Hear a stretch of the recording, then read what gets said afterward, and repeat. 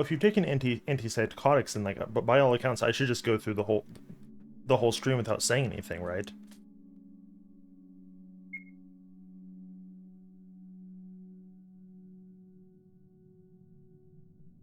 Oh.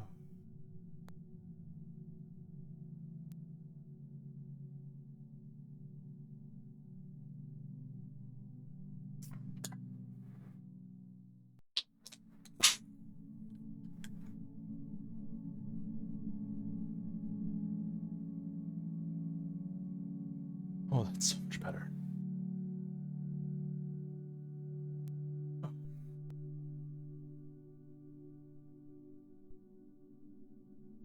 So how do you like the the Yumeneko Class of '09 crossover image that I found for you today? I've been saving it for months.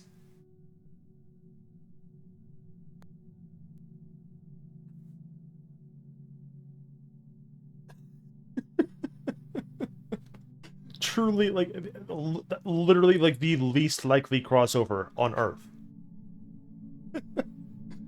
No one is gonna make a second one of those.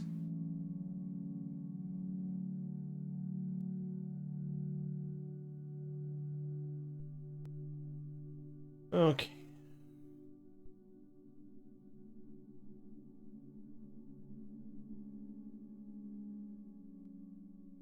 My only regret is that Scarlet Eiler doesn't have a more developed voice for me to use. Q84, absolutely. She has like she has the voice. She has the unique voice. But Scarlet, not really.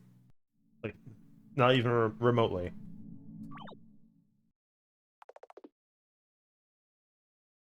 Would you like to continue?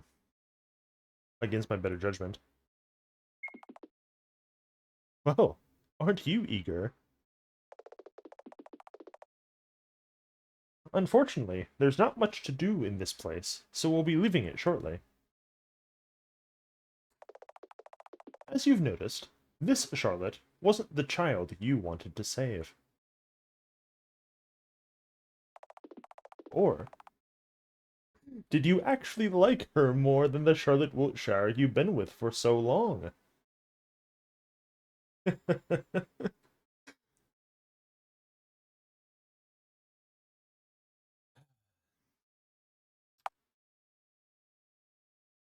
What are you, crazy? Yeah.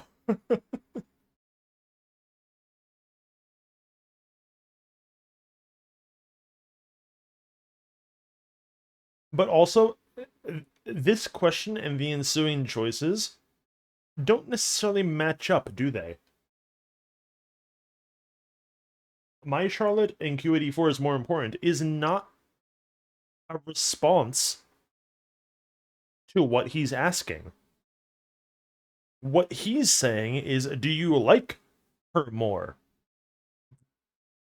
than the original Charlotte? Those are two. There is a difference between do you like the character more, and are they more important, right? I like Q84 more, but she is not more important than than mainline Charlotte, like objectively.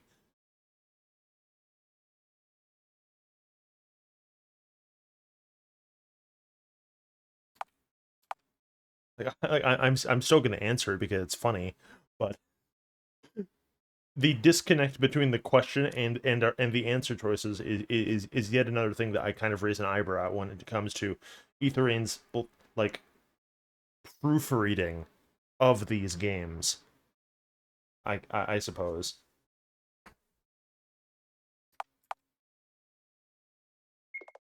Oh my, really? This grumpy, sociopathic show-off? The one who used mob mentality as a psychological weapon to manipulate the students? Oh, color me impressed. You must have many questions as to why I led you to this particular story to begin with. But do believe me, it's vital to understanding everything that will happen from now on. Okay, now I get to say something without a hint of irony. You are not going to understand everything from that happens from here on. And I can say that having played through these games almost twice now fully. That's not gonna happen, okay? When we reach the end tonight, assuming that we do reach the end tonight, we're basically going to sit down in the post-ending sequence, and I'm gonna fucking talk at you for like 90 minutes about this fucking franchise. Like, I'm going to turn it into a video essayist for a little bit about how none of this fucking makes sense, but that doesn't make it less Kino. Or maybe when going through this a second time, it's going to, the scales are going to fall from my eyes, and I'm going to be able to elucidate the true meaning of everything for you. Who knows? I fucking doubt it. This shit is very, very confusing.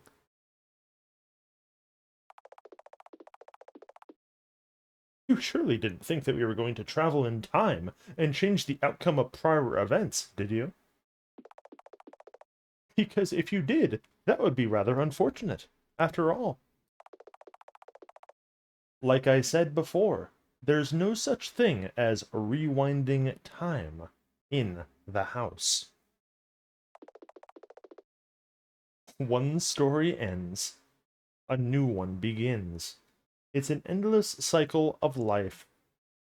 Okay, we have a bunch of like Q84 smug faces. I forgot about this one. This one might be more smug than her. This Q84 is smug. This is condescension. This is like a different thing. Q84 does not have the personality to condescend to you if you aren't like a side character in her story. This is Featherine fucking smiling at you because you said something fucking stupid, Tyr. This is a parent that's going to scold you because you said something that doesn't make any goddamn sense. You know how it goes with games. You can always start a new one. System note. Initializing new story. Please activate it manually from the title menu.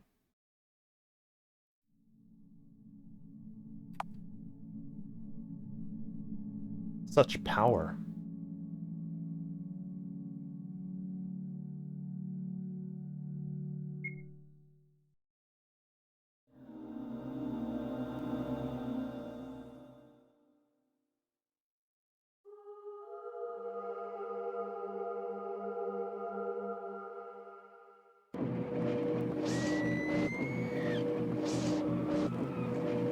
Okay, I said in episode 2, I don't want any awugas. You can awuga her. Like explicitly. This is the Aetherane mandated Abuba woman.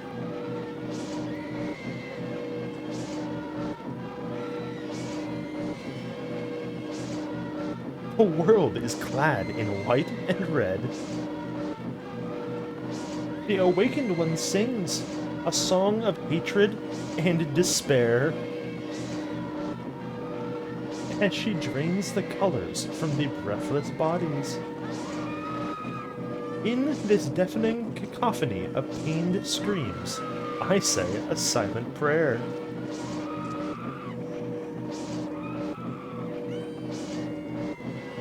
Hello, Scarlet. Episode 3. Childhood's End.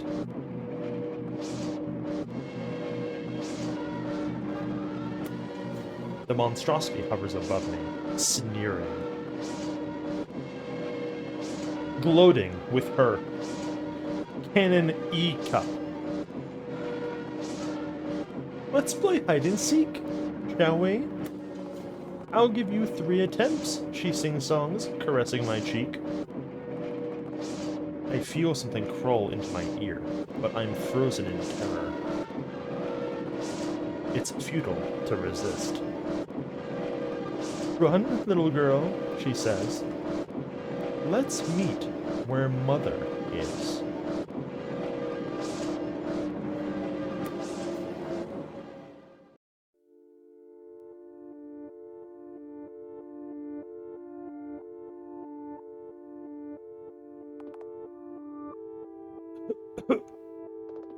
I have to hide.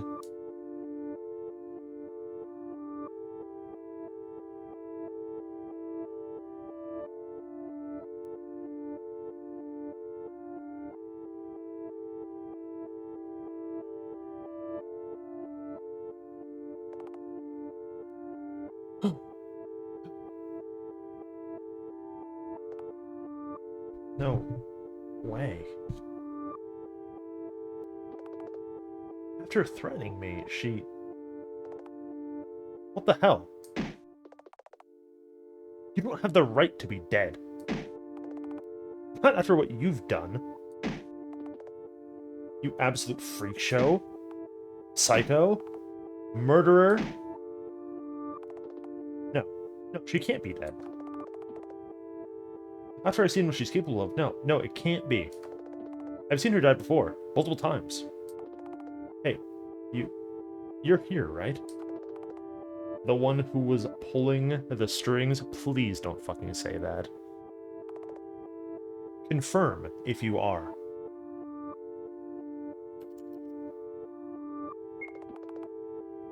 I see. It's just as she said then. You really do exist. Please. Please help me find a place to hide. I'm injured, and Wiltshire might still be looking for me. I can't afford to die here. After everyone... Scarlet, that says that she vomited, but she clearly got poisoned because that's the stock poison RPG Maker noise. That monster. Our only problem is that I have restricted access to all areas in the house. yeah, she got toxic fucking status effect. However, now that we have this corpse, this might not be a problem. Thankfully, I only need the eye.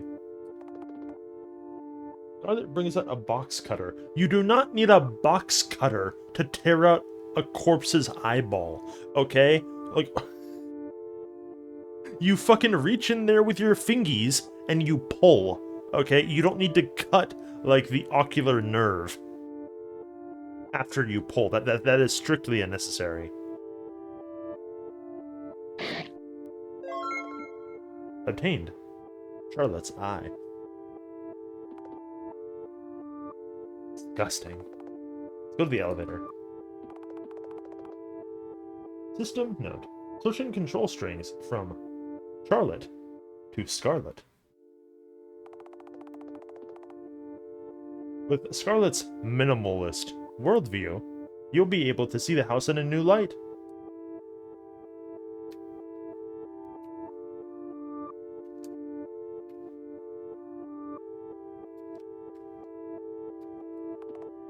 It reeks. So, I want to talk about something real fast, right? So, Scarlet's movement properties are literally a different underlying system than Charlotte moving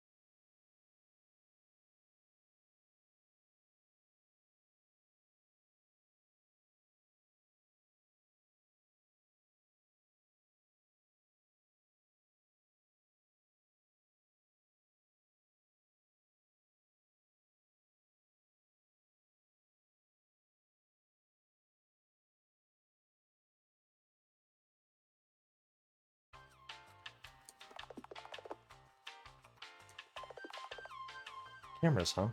Who is watching us, I wonder?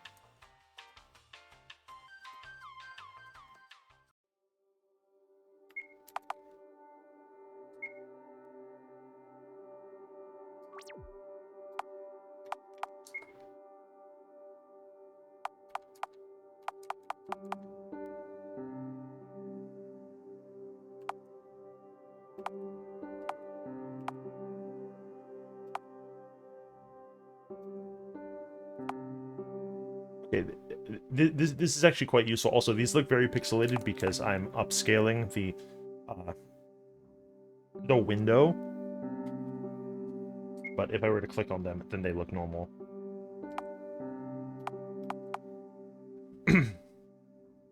Yeah, so if we have 81% of the CGs, then that is a pretty good indicator of how much content is left, but it's still going to be like 3-4 hours.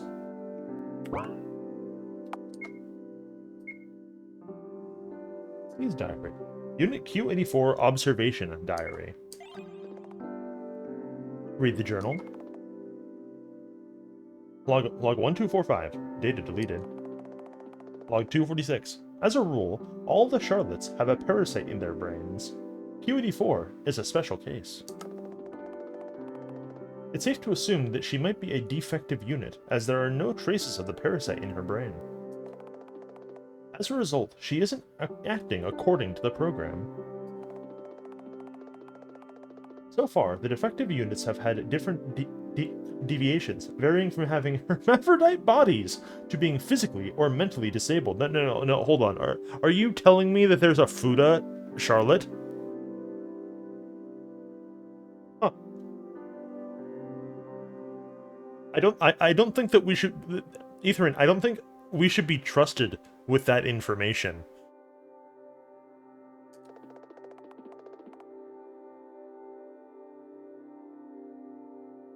I have yet to confirm if Q84 has any of the disabilities common to most of the defective units. Log 247. One of the common themes in the stories is that all Charlottes are perpetually abused without fighting back.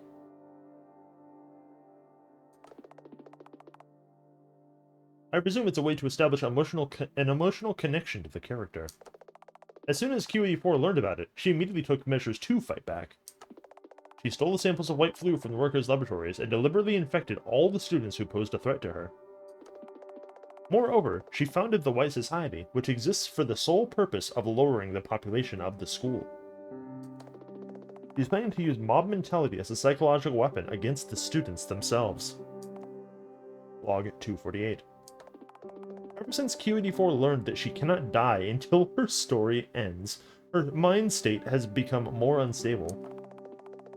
Whenever she gets badly hurt, she immediately ends her life without second thought.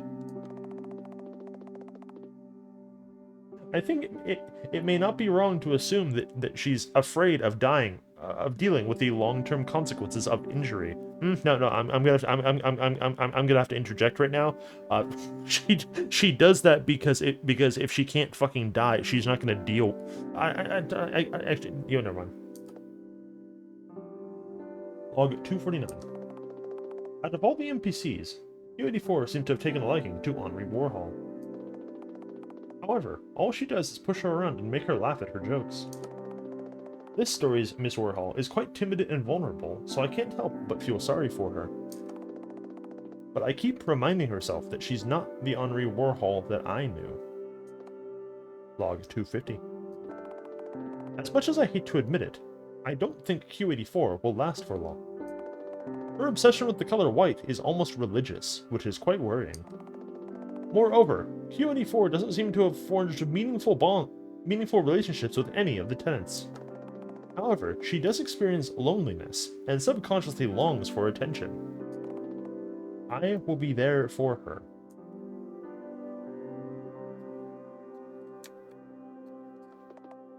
This door's locked. It's locked. Stuck. Jammed. Damn it. This lock has speech recognition. We can't go past here.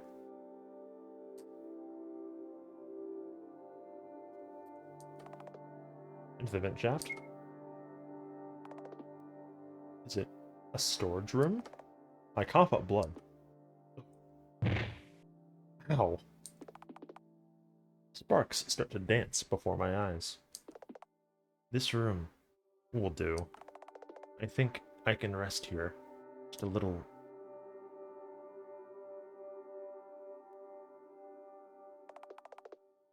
When I open my eyes, the lights blind me.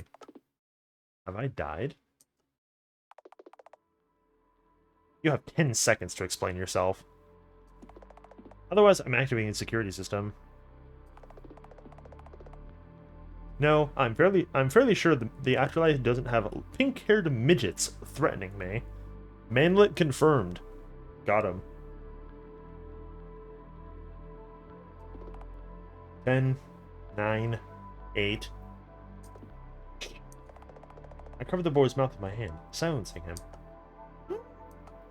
Quiet. He might hear us.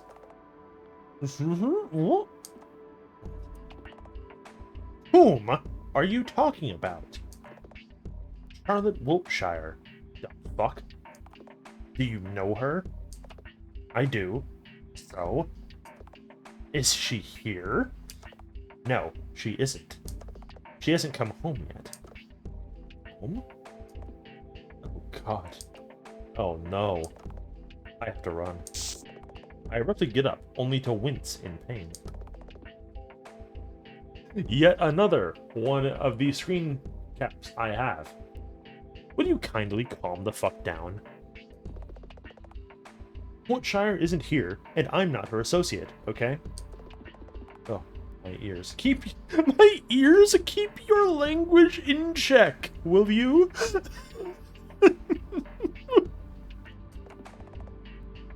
You're in no position to lecture me, miss.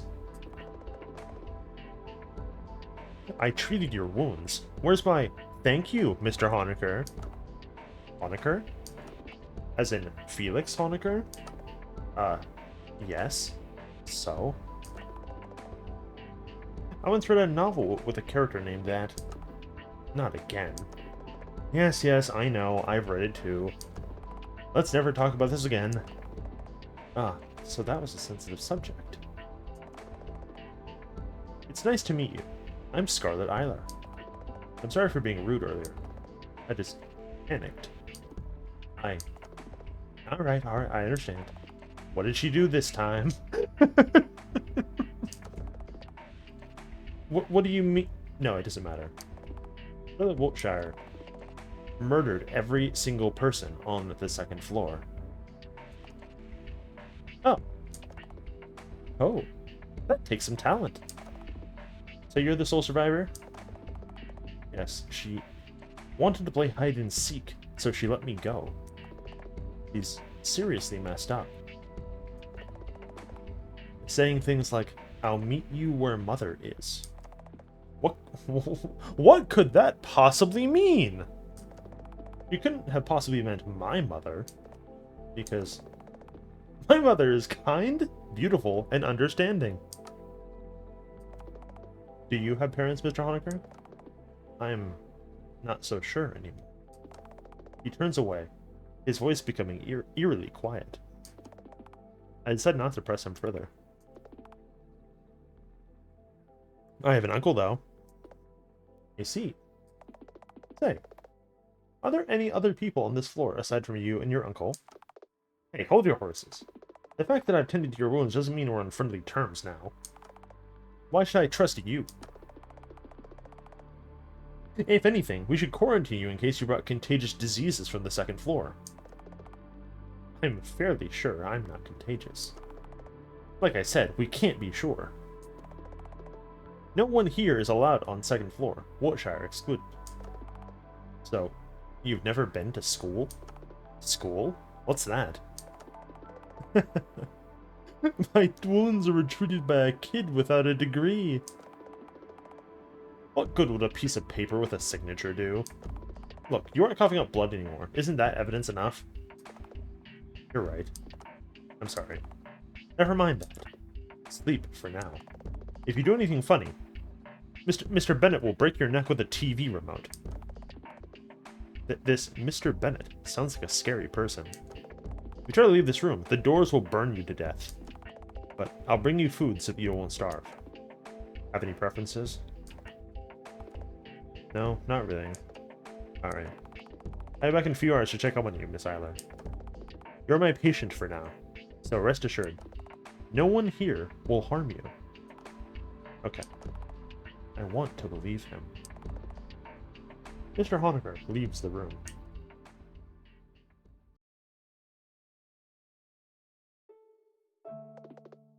I stare at the ceiling. Hey, Puppeteer. Thank you for helping me get here. It worked out somehow, didn't it? I think I need a name to refer to you by. How does Lilith sound? Or would you prefer Seth? Get fucked, Charles. I'm getting my name back, lol. Fucking moron.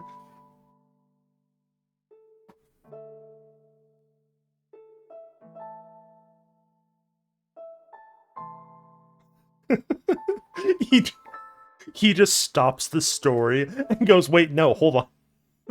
No, give that back. You can't have that. That's not how this works."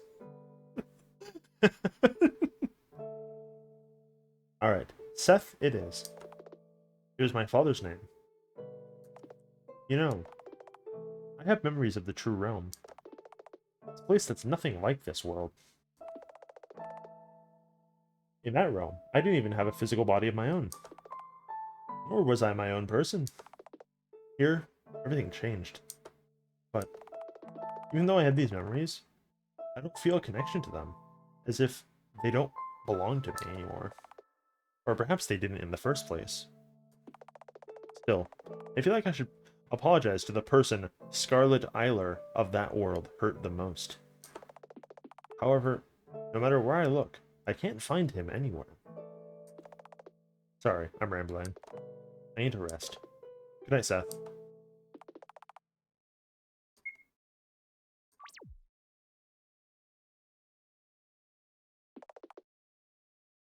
I dreamt of piles of bodies, soaked in red, with Charlotte Wiltshire sitting atop them.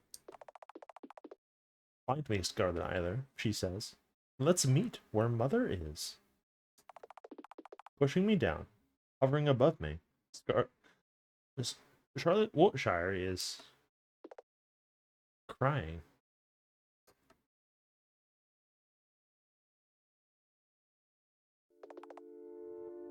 I wake up in cold sweat. Awake already? Mr. Honecker. Morning, Miss Eiler. Have a bad dream? Yep. What, Etherin, once again, literally no one, if you see someone wake up from a nightmare, is gonna say, saw a bad dream. That's not how a human speaks. I suppose the tenants on the first floor, aside from Charlotte, are aliens, but like they don't need to fucking they don't need to talk like G-Man. Okay, like that's a weird way to describe that.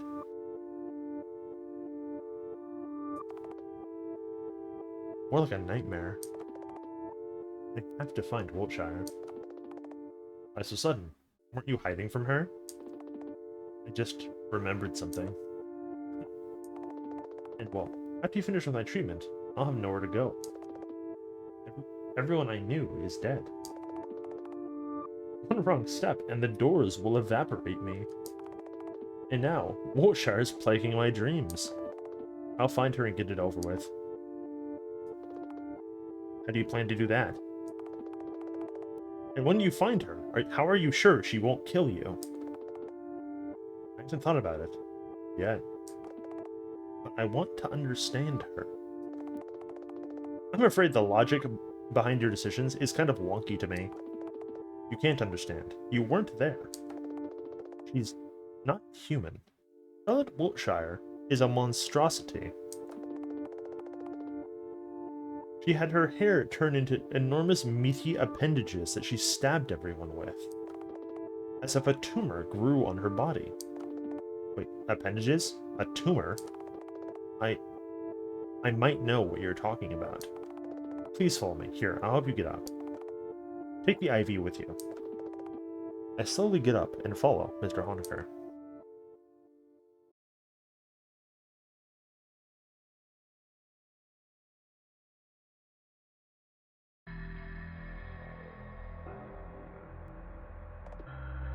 What is this?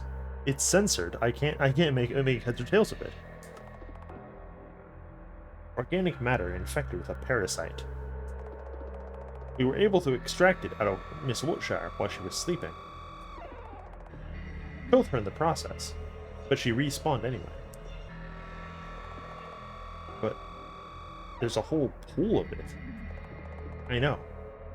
After it obtained a host, it kept growing like a tumor. We were able to contain it because the host isn't sentient in any way.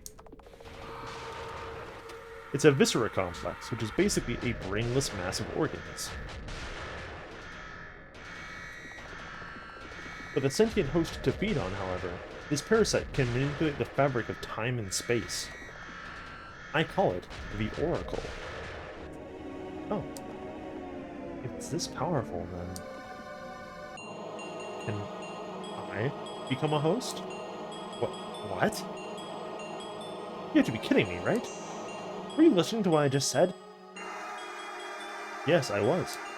I'm fairly certain that this is the same parasite that Wiltshire used to cause the massacre. If I become its host, I'll be able to... Did the sleeping pills impair your thinking processes? Miss Eiler, it's basically suicide. I want to agree, but all that comes out of my mouth is... It doesn't matter. Huh? No, Find me, Scarlet Eiler.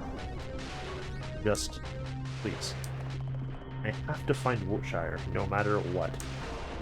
I need the Oracle to face her as an equal. No. What in the world am I saying? If you say so. Huh? He agreed? We've only met yesterday, nor are we friends, so I'm not really in any position to argue. Besides, no, it doesn't really matter. I'll do it. Let's go.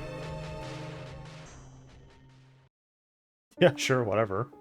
By the way, you seem to be quite knowledgeable about Wiltshire.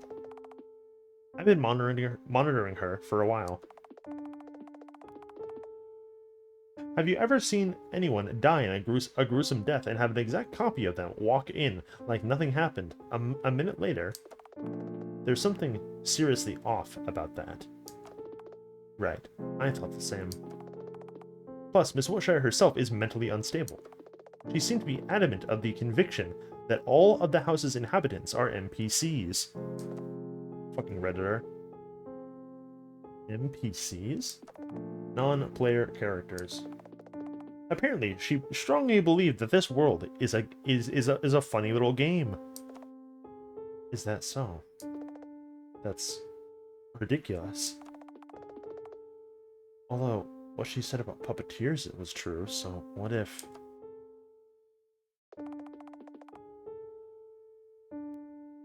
We'll need to take one of the vials from the cabinet on the left. However, we can visit the Oracle pool again if you want to. Although it is gross, I find it strangely fascinating.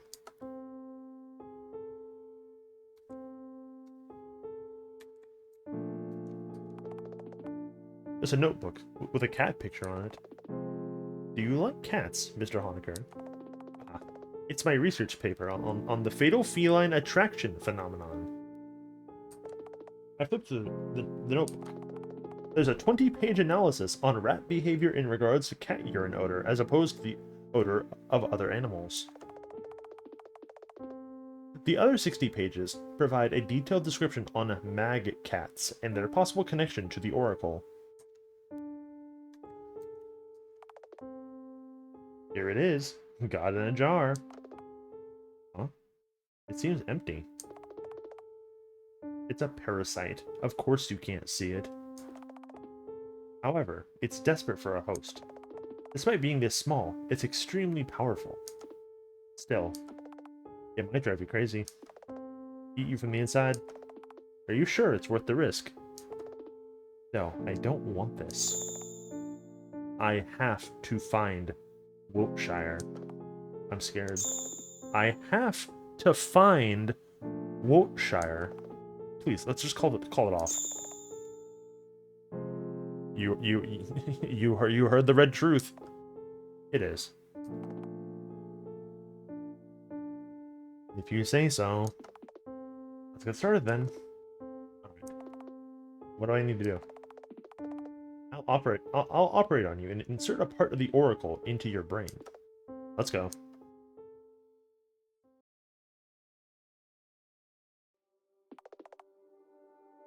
I have to put you to sleep first. It's a brain surgery after all. Well, this isn't Saw 2, Scarlet. Drink this. Okay. Will you manage by yourself? You do not believe in my abilities, do you? Sorry. I can't help but be skeptical. I know. There's no guarantee. Your brain won't reject the foreign substance. And your mind, too. You might not recover after this. I'll prescribe you suppressant drugs to prevent the parasite's rapid reproduction, but I can't promise you anything. Nothing about this is fine. Find me, my mind supplies. Fine. I have to find Wiltshire. Let's start then. I close my eyes. Hey, you're shaking. Are you scared? I'm not. I am. I feel Felix Honecker reassuredly grip my shoulder. I'm so pathetic. I squeeze my eyes shut, trying to calm down. But then, a thought occurs to me. I'm no longer alone. For the first time since I woke up in this world, someone is here for me. Even if I make a mistake, there's someone to guide me. Even if I fail, there will be someone to remember I existed. Seth is here.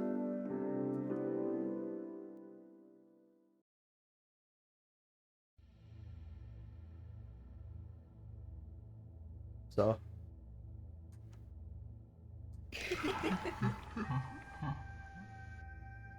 Well. What do we have here?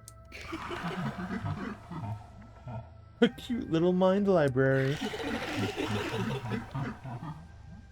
You will deny it, but you in fact believe we are some kind of god. Deus Ex Machina to help you achieve your goals. But more than that, you are terrified of us. Terrified of Charlotte Wiltshire. Say, how did it feel to watch all your classmates get turned into mincemeat? They were oh so nice to you, but bullied Miss Wiltshire all the time. Why is that, we wonder? It was no ordinary bullying. After all, her story wasn't R-rated for nothing, was it? Just look at all those camera angles. It's all her fault, they cried. You knew, yet did nothing to help. Yes, the truth is, you didn't like her at all, did you? Treating everyone like NPCs, putting herself above all of you. Miss Wiltshire was really unpleasant, wasn't she? I try to speak, but all that comes out of my mouth are pained sounds. Aw, too bad you can't counter our speech with a witty comeback, right? Alright, we don't mind giving you some freedom of speech.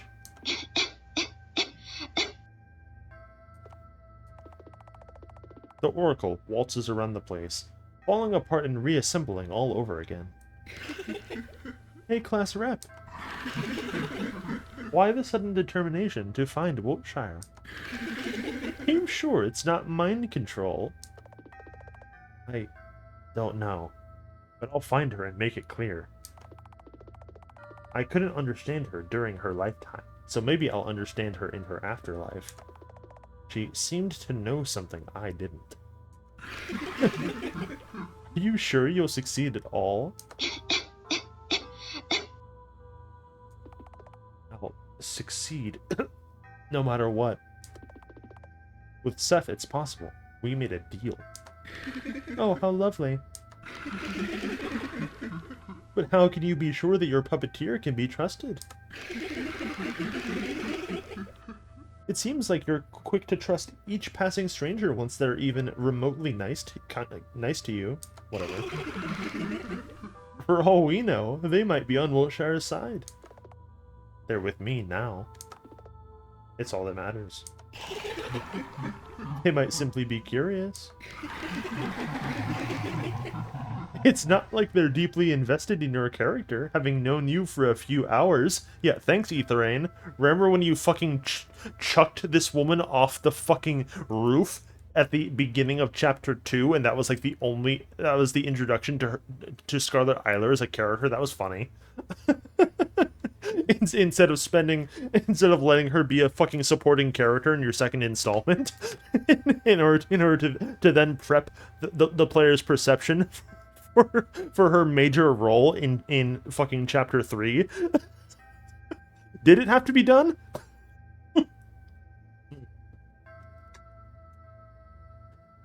Alright.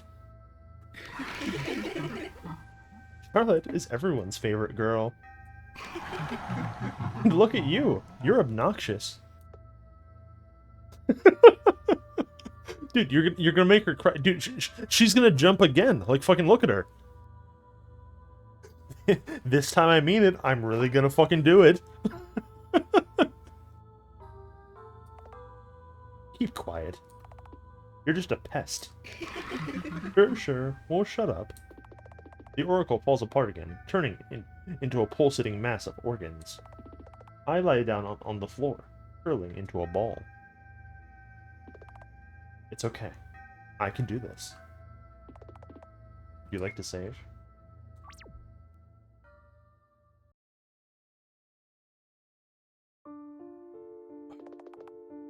Morning. How are you feeling? Ah! Head hurty. Get it off. Get off, get it off, get it off, get it off. Hey, easy. Wait a moment. I'll run a quick test. As I thought, this is bad. Your body is rejecting the parasite. You won't last for long. Figures. How much time do I have? A week. Maybe less. Can I do anything about it? No. Congratulations on getting meat cancer. And for how long have I been out? 3 days. We moved you back to the storage room after the operation. We? I talked to Bennett and Florence. They agreed to cooperate. I see. And Wiltshire? Still not back. I can assume she might have left to another another floor. Dude, come on, please. I am begging this woman on my hands and knees to hire a proofreader.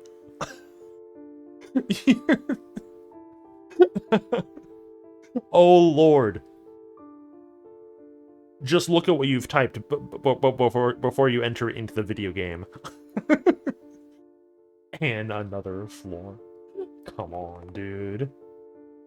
To find her, you'll have to go up. The second floor should be out of the question. I doubt she would go back there. That might be true. We can narrow down the places by detecting the ones with anomalies.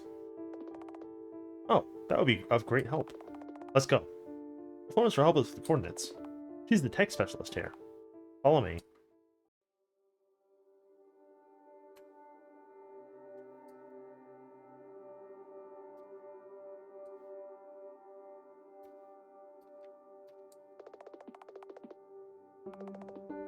Oh, I've read all these.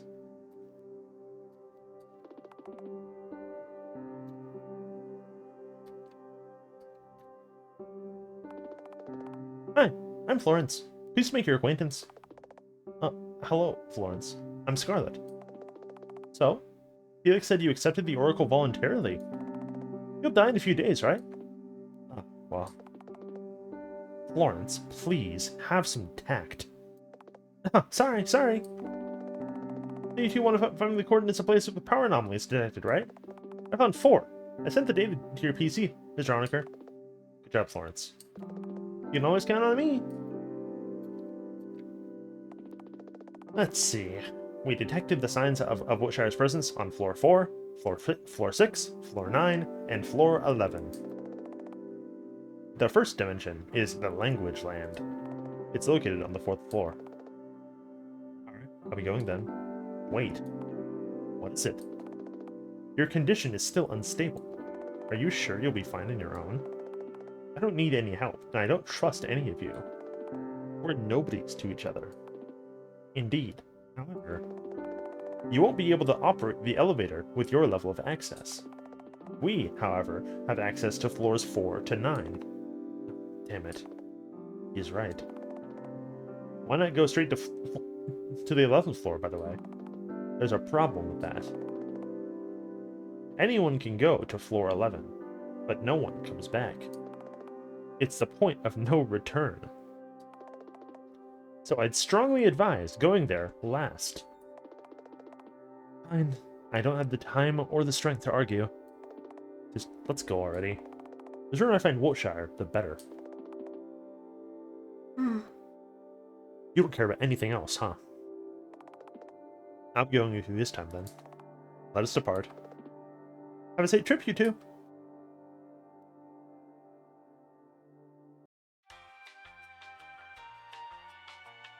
Felix, how'd you do that?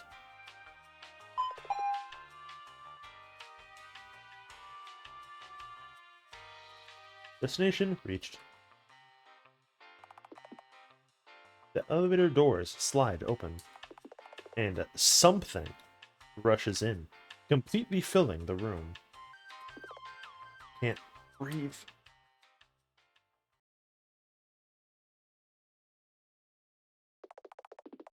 When I regain my consciousness, I find myself gasping for air. Suddenly, my mind becomes filled with arrangements of letters, words, sentences. Yeah, that's called thinking, Scarlet. First time? It's suffocating. Yeah, I bet. I open my eyes after what feels like an eternity.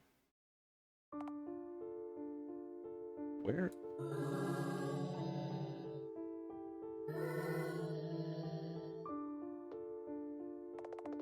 I'm sorry.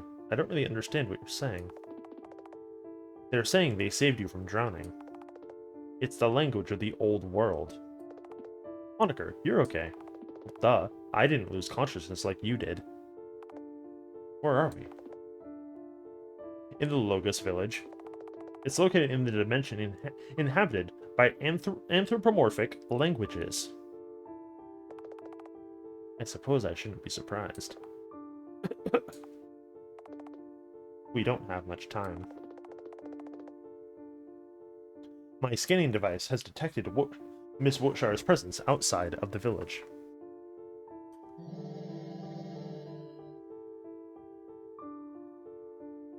Alright.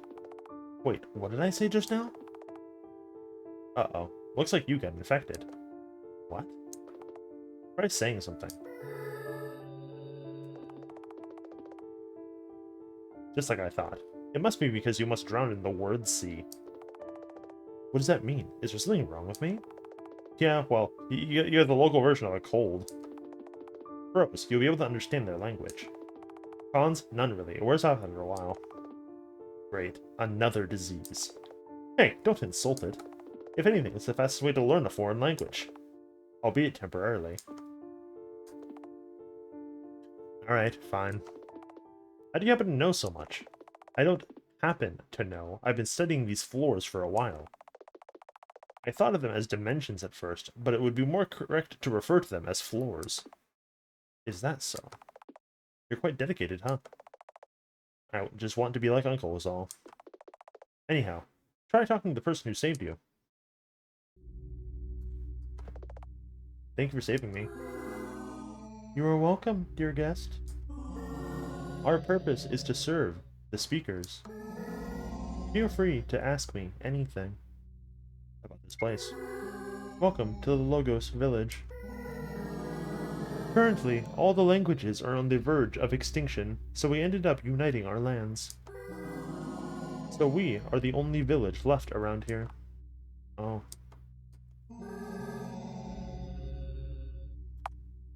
About the villagers. Each villager has a gift, the full knowledge of a specific language. Before, we had multiple representatives of each language. Now, each language is singular. Why so? Did something happen? Yes, something happened to the World Sea. My friends disappear every night.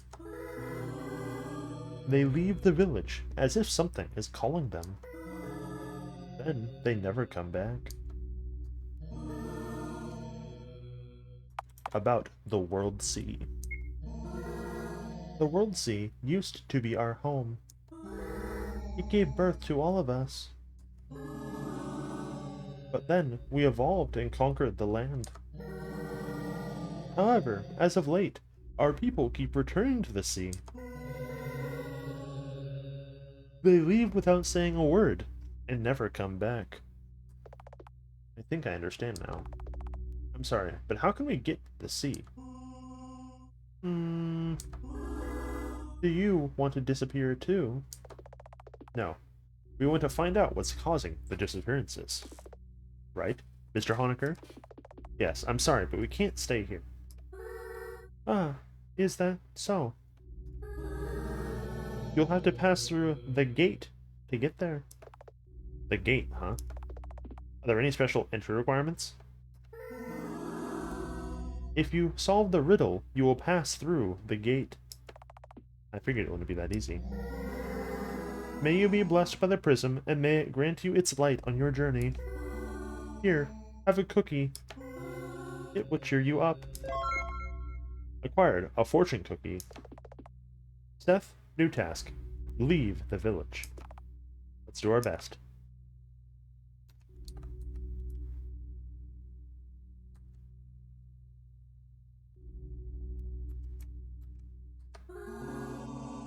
The prism is important. Sure, you can come in.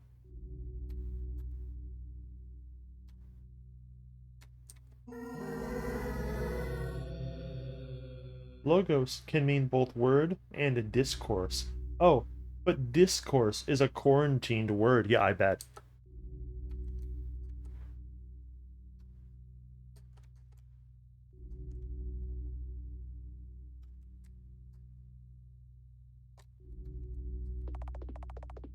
Let's not enter people's houses without their permission.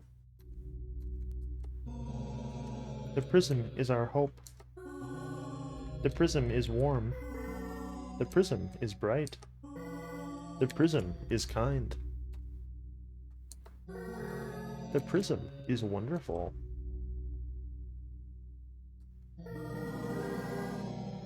If we don't pray near the prism, we will eventually disappear. If we don't pray near the prism, we will inevitably disappear. We will disappear for sure.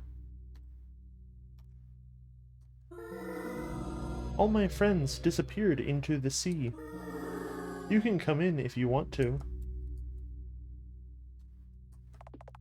There's a journal lying on the floor. It might have something useful inside. I flipped through the journal. Look, there's a page titled The Riddle. There's only one sentence written on it. Let's write it down. Acquired clue. Are you guys not gonna, like, just tell me what the fuck? You just read the fucking journal. Why would you not just tell me what it is and then write it down? Or is an upside down perpendicular, it says. Literally incomprehensible. Have a nice day.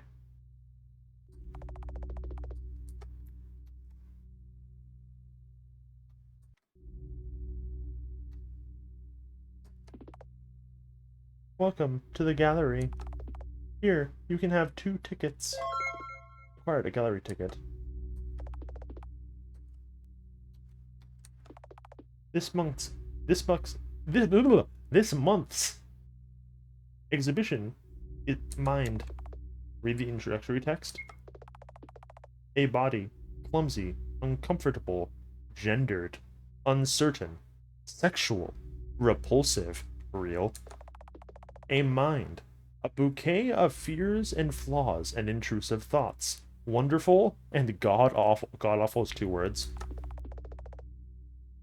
They do not match, yet form a whole. Let us admire the imperfection. Exhibition by Charles Eiler. Huh, that's weird. The disorder. Read the poem. They thought you were pretending. They thought you were kidding. They thought they'd play along.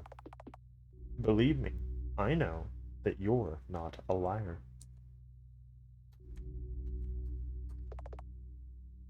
Anorexia and bulimia.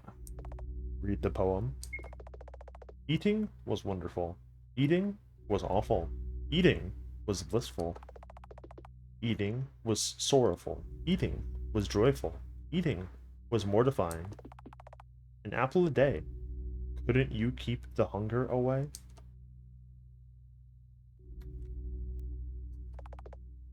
Death of personality.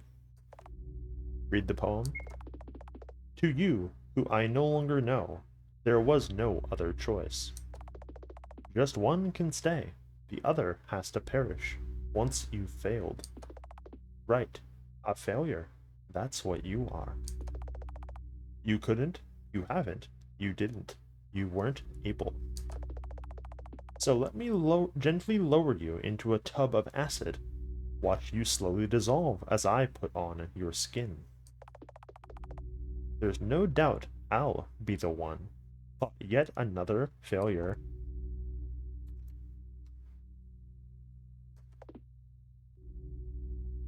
Whatever the fuck that says. Read the poem. Listen, dear child. We will split the pill in 2. One half for me, to make me get out of bed and work myself to exhaustion. Second half for you, to calm your heart and soothe your fears. No one will notice we're not the same. Obsessive/compulsive. Read the poem. Wash and repeat. It's not enough. Times 4.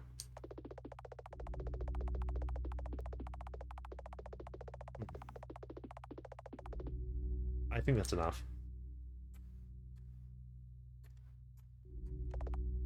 Something wrong. Fine. This makes me feel sick. Yeah, isn't the point of like modern art to make you feel something? Or so I'm told. May the prism grant us life. May the prism grant us love. May the prism grant us hope. If you can solve my riddle, I'll let you pass. What 4-letter word becomes short if you add a second letter to it? This couldn't be any easier. Here's your answer, it's... I hid the clues all over the village. Please find all the clues first. There's more to this puzzle than you might think.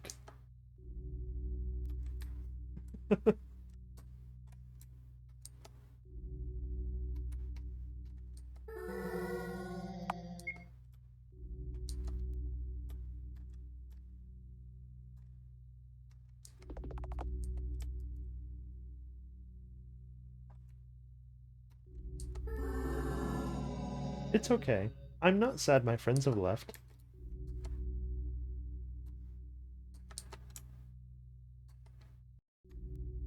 Alright, well, we found 1 clue. We're deeply sorry, speakers. The quarantine is off limits. The quarantine? Yes. Here, we keep the words whose meaning was tainted by the speakers, so they fell ill. Only time can heal them. That's why this is not a hospital, but a quarantine instead. The concept of medicine, huh? It's more like there's nothing they can do. We peek inside of the quarantine. Yeah. That's rough, buddy.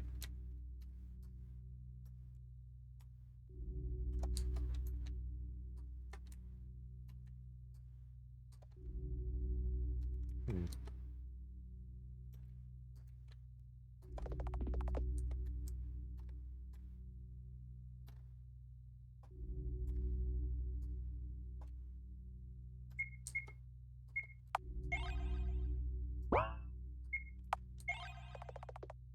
We crack open the fortune cookie. It says 0 equal 9. What kind of fortune is this? Required message inside the cookie.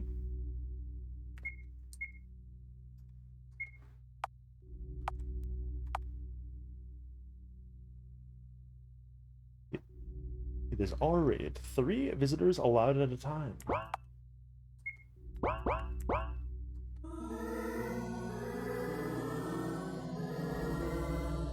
Ah. You want the final clue for the riddle, right? Here you are. What a simpleton. Hush. Acquired a scrap of paper. S equals 8. Yeah, see, dude? Q84 truly is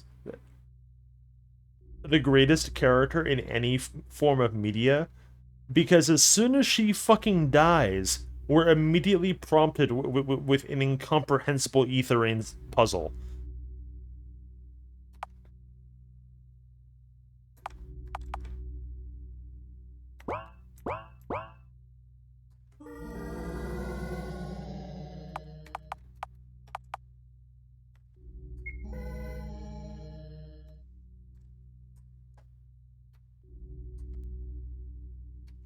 So we have all 3 clues. But, like, none of these clues fucking mean anything. Yeah, well, we gotta get shit moving.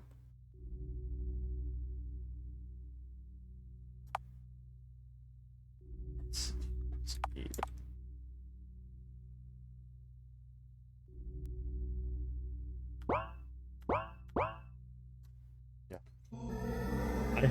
I am here to read, not to think, okay?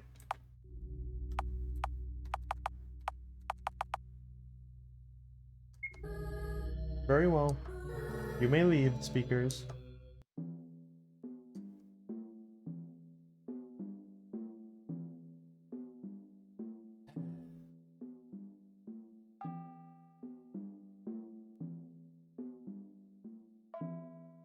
Everywhere I go, I see her face.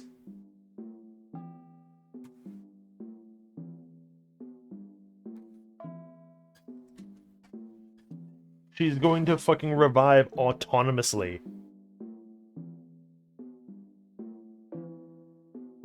Especially if you're going to do a puzzle and then I go through a gate and you immediately hit me with another fucking puzzle. Like, that's fucked up. Like, I have a refractory period.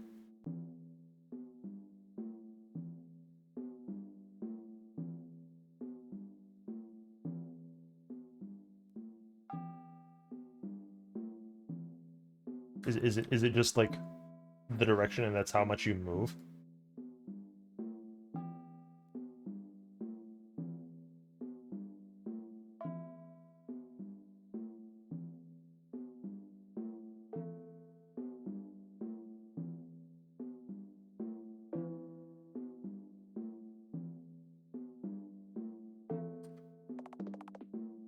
Isn't this too much to memorize at once? I have a photographic memory, so it won't be a problem. Let's write it down in any case.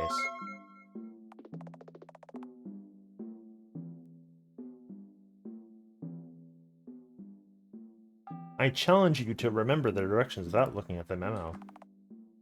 Challenge accepted. Seth, new task. Reach the end. Bro, I've been trying this whole fucking time.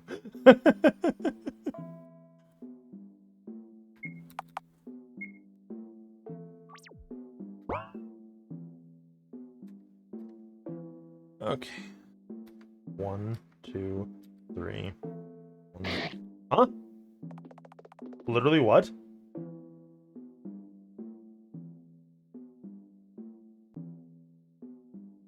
Oh, it was 1 left. Silly me. Well, no. That doesn't make any sense. 1, 2, 3.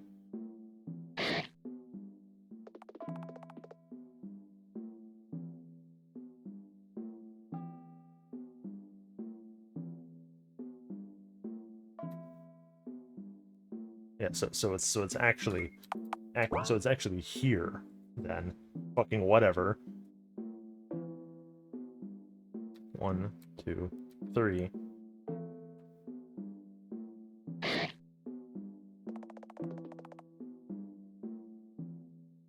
Hey, so then is is it like top to bottom? Yeah. So 1, 2, 3, 4, 1, 1, 2, 3, 1, 2, 1, 2, 3, 4, 1, 2. Well done! You did it without using the memo! Here, have an achievement. Sorry, I already have that achievement. We have all the achievements, you'll find.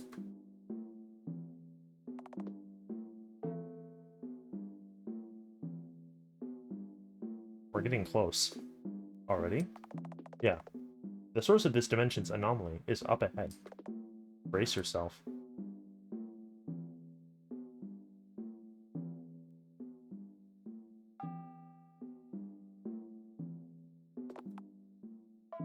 Yes?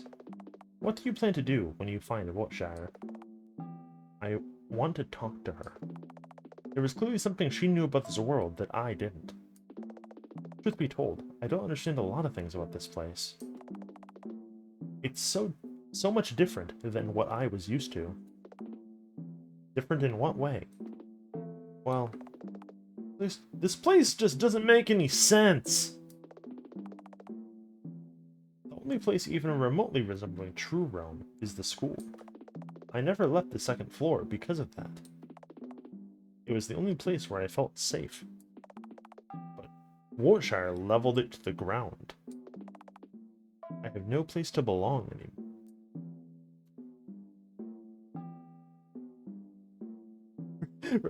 I really dig the I'm going to open a dialogue with you, but also if you hold shift that's the auto skip dialogue key, and also shift is the run key. And also I want you to just fucking walk from one end of the corridor to the next. Like, oh wow, I wonder what's gonna happen if you fucking use that control scheme, buddy. I sure hope that's not gonna piss off, like, literally everyone that has ever played your game. No way! Are you nervous? I'm fine. The sooner I find Wiltshire, the better. I wonder if we'll discover the secret behind the disappearance of the villagers, too.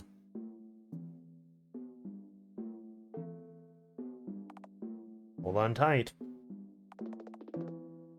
And so, we got sucked into a pitch-black vortex.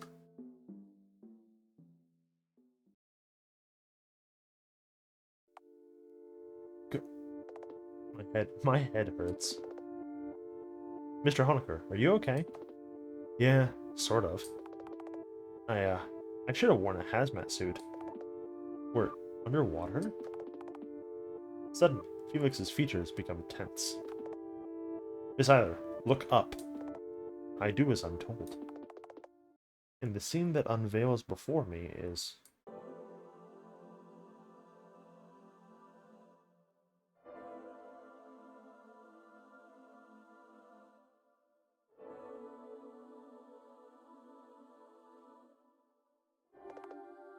What is this? Hold on.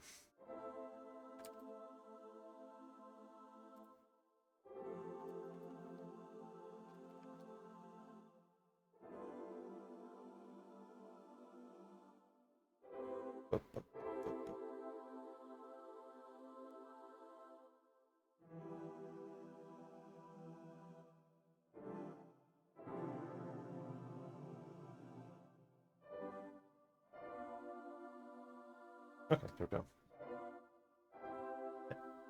I had to open the wiki so that I can tell you the title of all of this one, because I don't think it's mentioned in the game itself.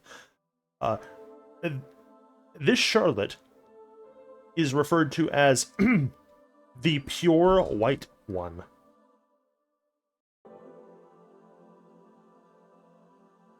That's weird. Looks like we found the missing villagers. They're all tangled inside. It appears they were absorbed into this thing, whatever it is. Can we still save them? Well, Alt, you will not go any further. Who are you? I am the guardian of the world sea. I protect the great cluster. This is how it should be. The great clutter? Oh, I suppose it... Okay, so it does name it. I forgot. The Pure White One came and unified us. The Pure White One became the core. That was both our and her wish. The Pure White One? Is this about Wiltshire? Where is she? My hypothesis is that there's more than one Charlotte Wiltshire in the house. More than one? But how could that be? The Wiltshire who lived on our floor never went to floor 4, did she? However, there is something I don't understand. Why are you guarding it?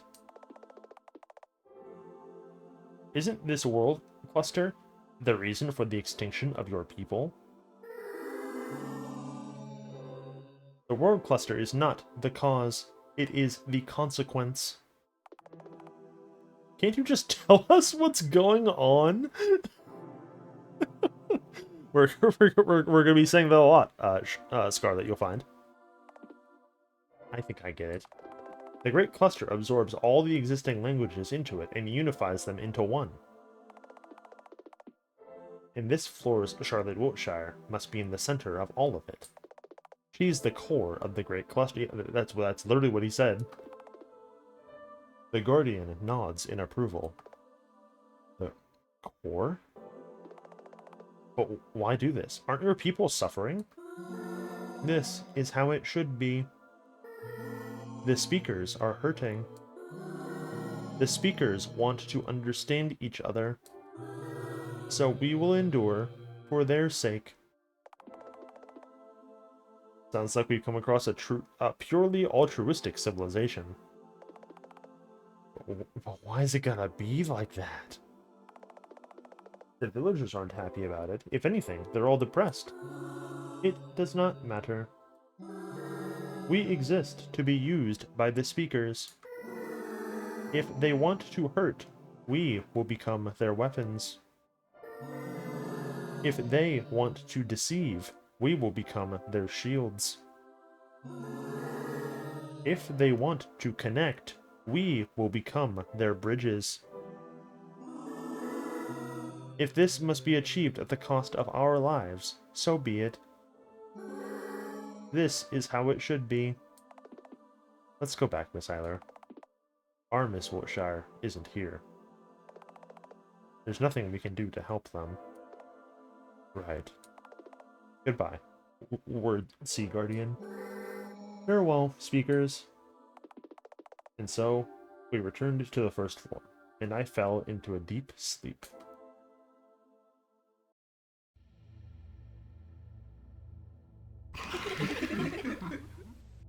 Good morning, Miss Eiler. Rise and shine.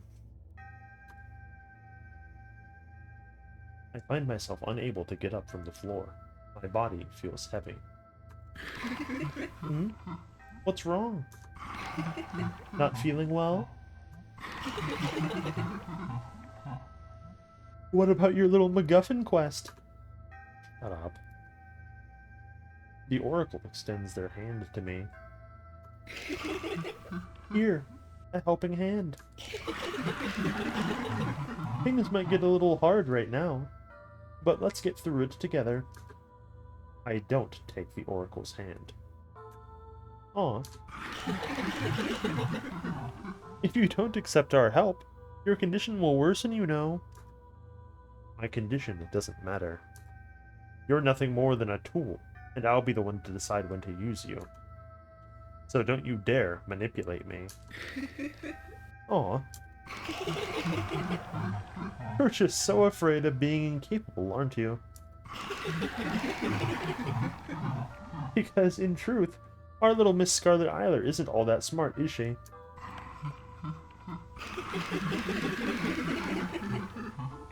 Intellect, athletic, and all-around perfect? Just who in the world is that? Your super ego? You only try to seem proper and organized, when in truth you struggle with the most basic memory puzzles. So much that you'd rather have your puppeteers solve them for you. But that's okay. You don't have to be special, you know. Just remember that we accept you just the way you are.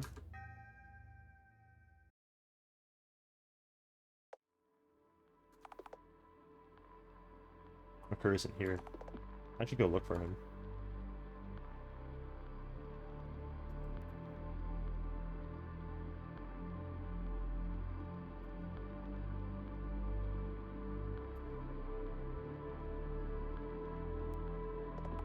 Good morning.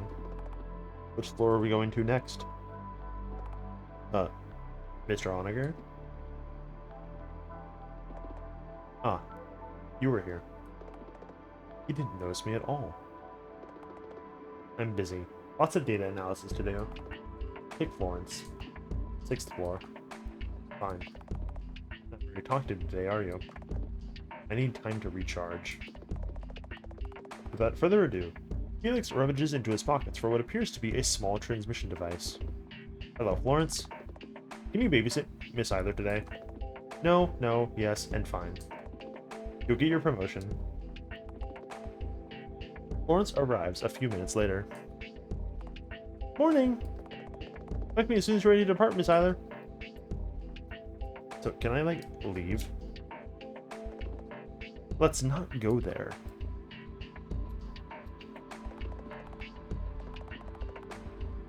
I'm getting a bit disappointed in philosophy as of late.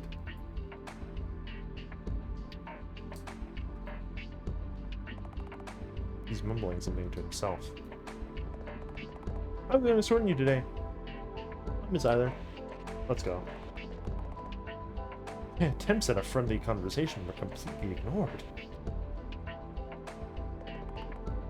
Thus, we departed on a new journey.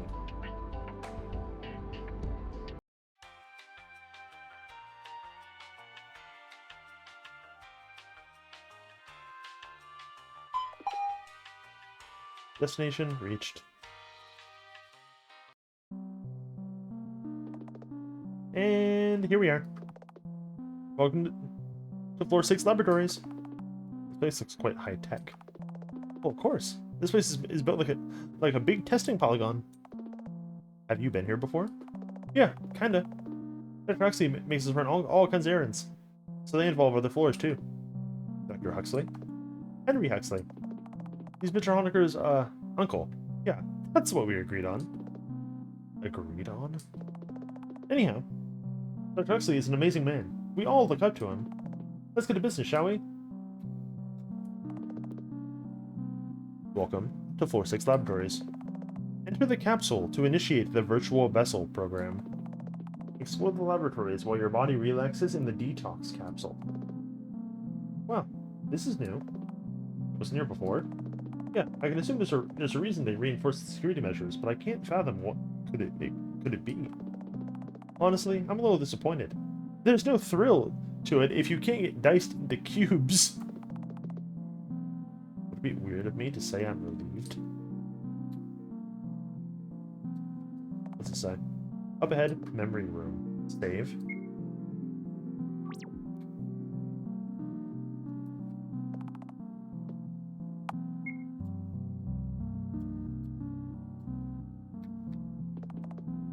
Are we Going to enter these? Of course. Do you have any vessels to spare in case this one dies?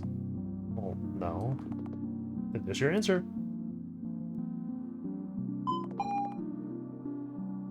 Virtual vessel creation successful. Success. So, do I just respawn if I die? Yeah, you'll respawn. But I wouldn't advise dying because you'll have to go back to this very room. Probably.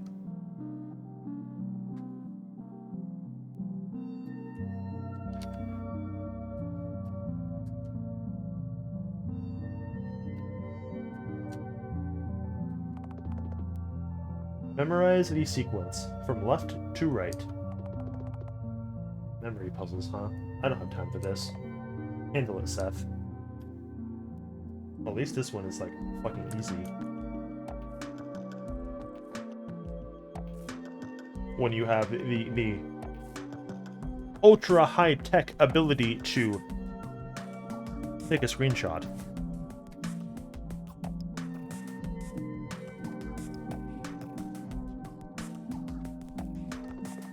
Enter the right sequence, or self-destruct.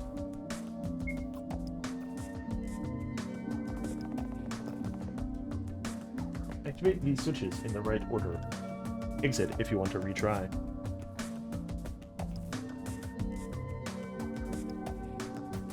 Can't get rid of that one. Holy shit, we're so fucking fast.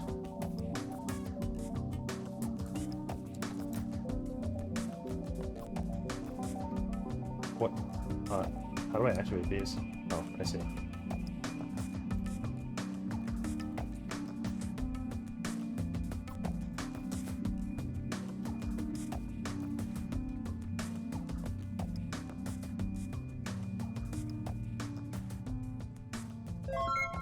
Correct.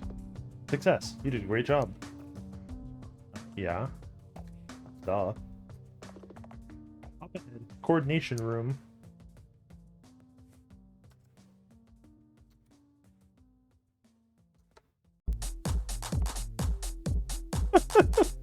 Uh-oh.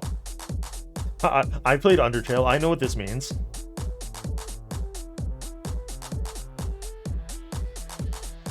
Say, Florence? Yeah? He's being rather talented. Why do you work for Felix Honecker? Well, I don't really work for Mr. Honecker. It's his uncle I'm indebted to. He saved me from Ubria, after all. Ubria? Is that like a company name? No, it's a planet. A planet with two types of humans, overmen and undermen. Overmen and men. There's no undermen. In other words, those who are worth something and those who aren't. As I came to know later, there wasn't really a difference. I was a test subject for new inventions in the prosthetics department. I cut my own limbs off and kept reattaching new ones over and over. I couldn't move by myself and I had to be taken to my room in a wheelchair. They fed me through a tube.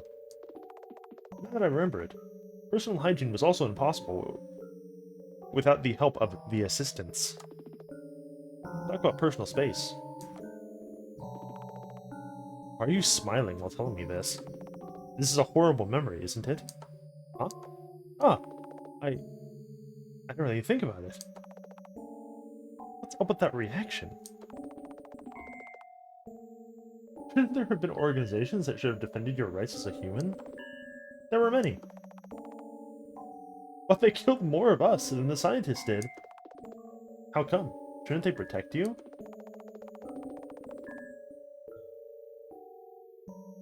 If we couldn't be used commercially or kept as pets, be it for therapy or sexual purposes, we weren't needed by Overmen. That's the reality that had to be accepted. Besides, you can't just trust an organization that claims euthanasia to be a product of love. I'm sorry. None of us need your pity, Miss Eiler. You can ask me anything. So, are all your limbs artificial? Yeah, that's right. I assembled them myself. Before that, there was a period where I had various alien-looking prosthetics. Then Dr. Huxley cut all them off, so I lived as a talking torso for a while. Bennett was in charge of taking care of me back then, but he wasn't really good at it. But I'd rather not dwell on the past. So let's proceed.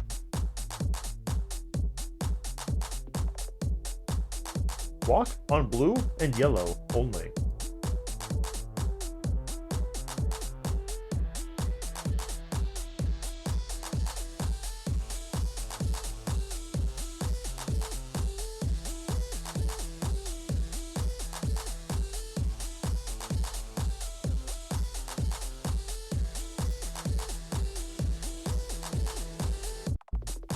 Each person must drink from the vials to proceed. The vial on the left contains poison.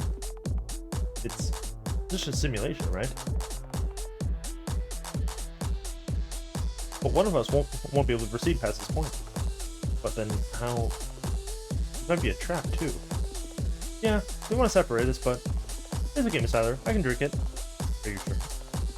Yeah, you need to find Miss Wilshire, don't you? Don't worry about me. Besides, this whole situation smells like a cheap angst prompt. I'm not letting that escalate.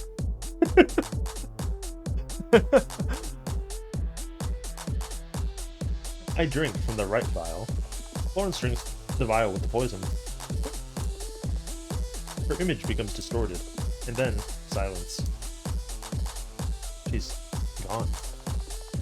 But I need to keep moving forward. Let's go, Seth.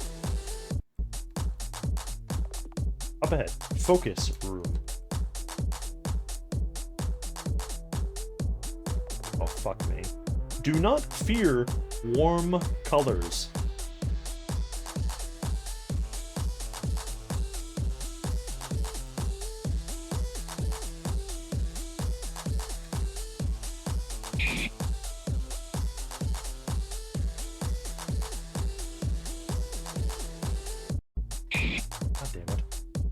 Are these fucking random, Etherain?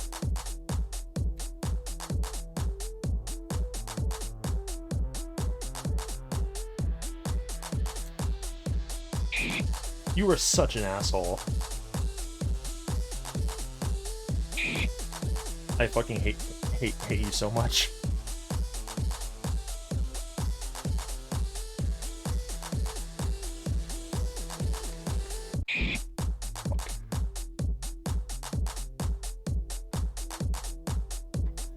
Maybe if you fucking... Ow. Didn't insist on me using the arrow keys and being as slow as fuck, this wouldn't be so bad. Instead of being utterly intolerable.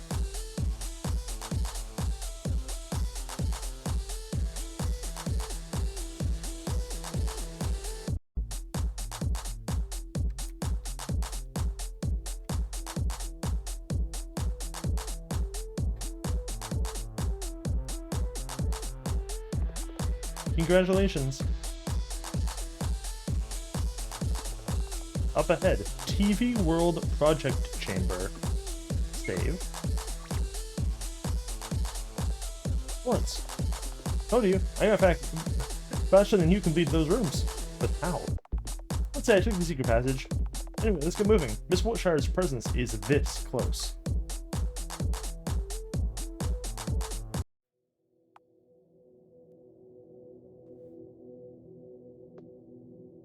Wow.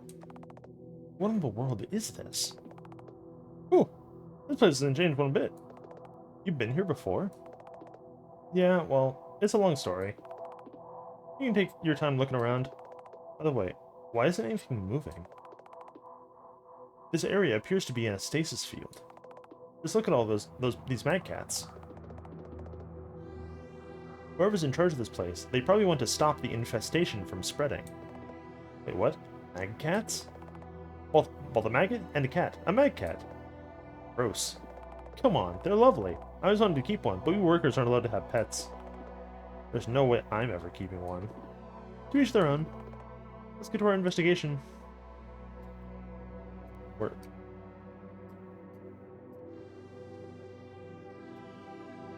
Oh, that is the only time in any of these games ever where you enter a room and like the camera is purposefully panned in such a way that you can't see the character. I think it's so that you can see the full model of the big spooky fucking thing, but that was like very jarring. I thought it was like in first person somehow. Let's be careful. We're in a simulation, but still. Relax, we're safe. They feed on brains? No, they aren't zombies. If that's what you wanted to know. You feed on feelings and emotions, mainly negative ones at that. Fear is a really strong emotion, for example.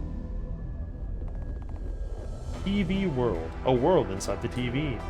Watch a brand new universe develop in real time right before your eyes. Every character is a main character. All the Pythia's story with us, 24/7, every day.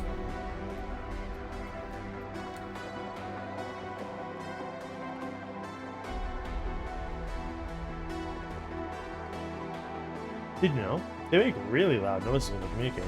Like, meow! Can you prove that? This person's head was torn off. Unlucky. Lawrence reaches out to pet the mad cat. Hi, little mad cat. I'd rather not touch them. I'm sure you'd change your mind if you met a domesticated mad cat.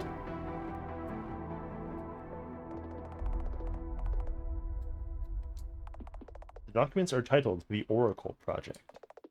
The Oracle. The parasite? Do remember that we're on a different floor. Local scientists might have given this name to something else. On Pythias and communism.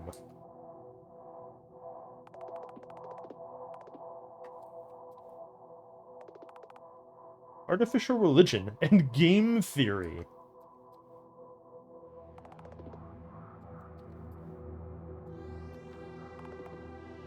Stay back, Miss Eiler.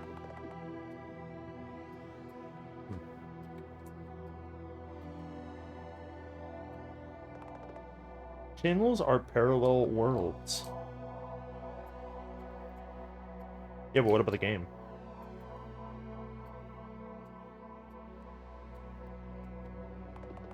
Ah, I found something in his pockets. Obtained a USB stick. Let's use it. There's a console here, right?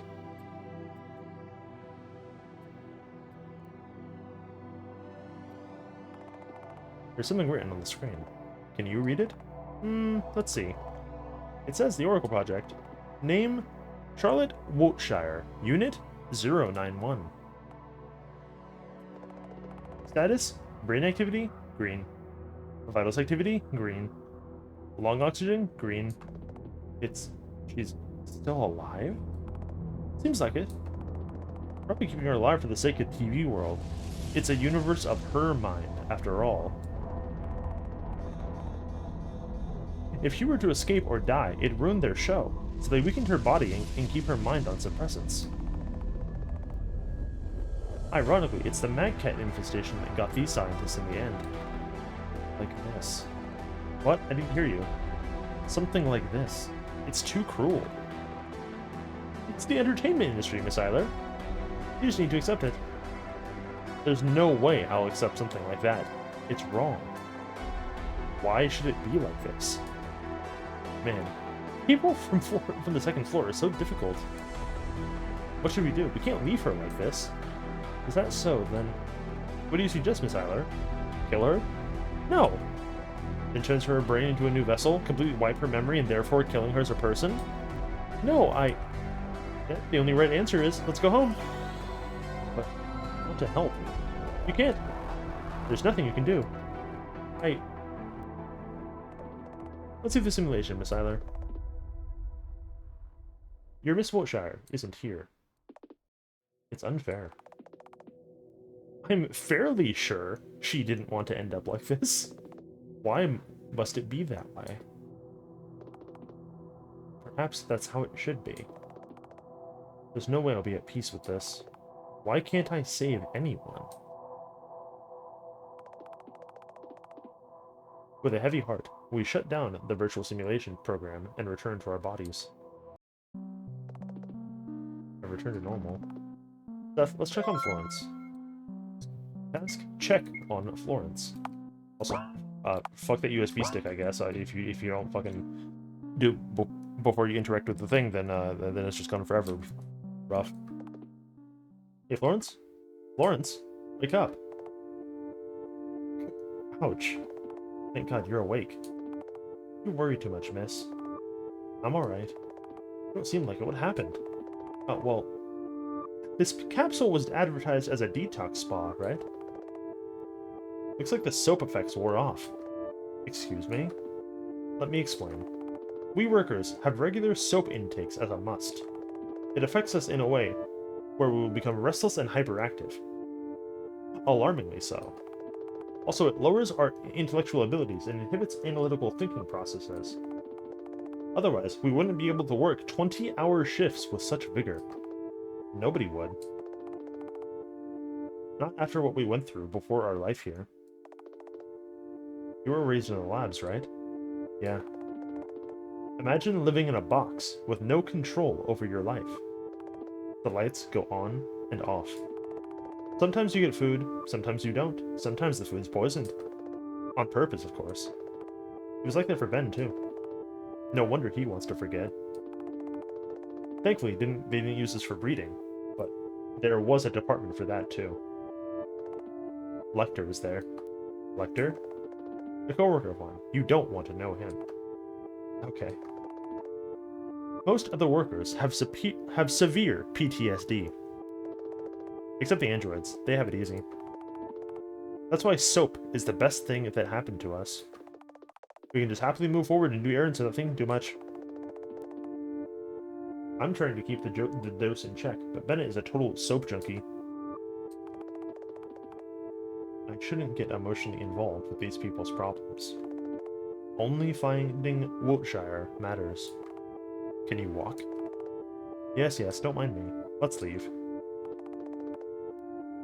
I offer Florence my shoulder, and she leans on me.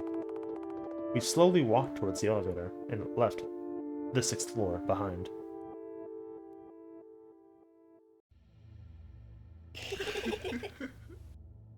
But well, Miss Either? Oracle. We're so bored. Every book, read. Every story, over. Entertain us. Oracle looks at me in a light embrace, leaning their weight on me.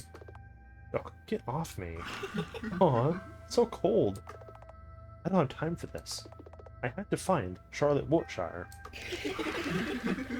What will you do when you find her? Kill her? No, gods no. Cold-blooded homicide. Just admit it. She makes your blood boil, doesn't she? Shut it, I'm nothing like her. How are you so sure? Duh, I didn't cause the massacre of the entire school. Oh, really? Maybe it's about time you did. Like I said, shut up. I'm not a murderer. I won't become one. Of course you aren't. After all, everyone in this world is free to make the choices they want. You're provoking me, aren't you?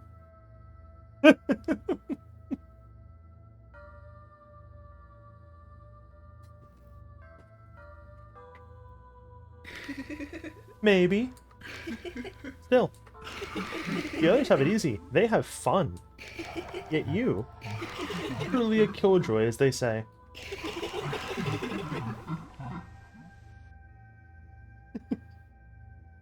Did it occur to you that in the house, you're the odd one out? Right. But since we're here now, you'll learn to have fun too. I'm not falling for that provocation. Are you trying to bait me, Oracle? Try it. Leave me alone, you ugly pest. Don't invoke her. I know you're doing that on purpose, and that's and that's a good bit, but fuck off. That hurt. Why are you like this, we wonder? Is it peer pressure? Social stereotypes? Mental illness? Which is it? Or are you actually the only hopeful person in this world? You must be thinking, this place isn't a lost cause. Nothing is meaningless. We aren't worthless. If everyone would do what I say, we'll crawl out of this bottomless pit. I can make everything right if I just try. I can be everyone's savior. Oh, you're about to wake up soon. You're running out of time, aren't you? I wake up in a severe coughing fit. In front of my eyes is a toy rabbit. Morning. Uncle says that toy rabbits and accessories cheer up the terminally ill patients. It looks like it didn't work. No. Thank you. I'll cherish it. Acquired. A rabbit toy. Again, I see what you're fucking doing, and that's cute, but fuck off. That makes me profoundly uncomfortable.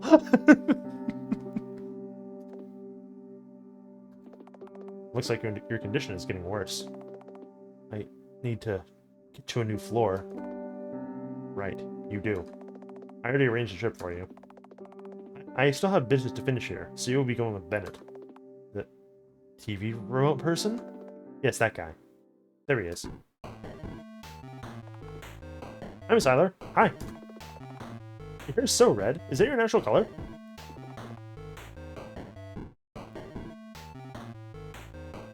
Yes, it is. Hello, Mr. Bennett. It's nice to meet you. Yeah, so, are we going? Are we gonna go right now? Huh, where are we going? You didn't tell him. I'm fairly sure I explained it in great detail. The soap side effects are really something else. Hey, you used to love it too!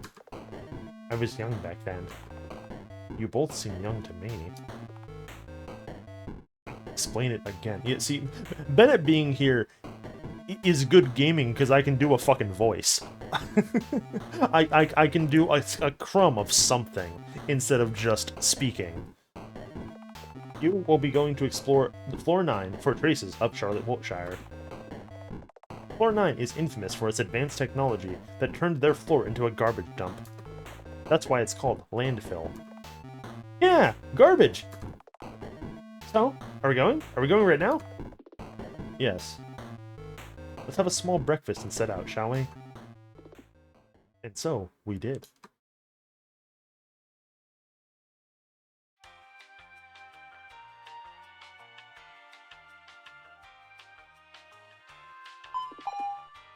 Destination reached.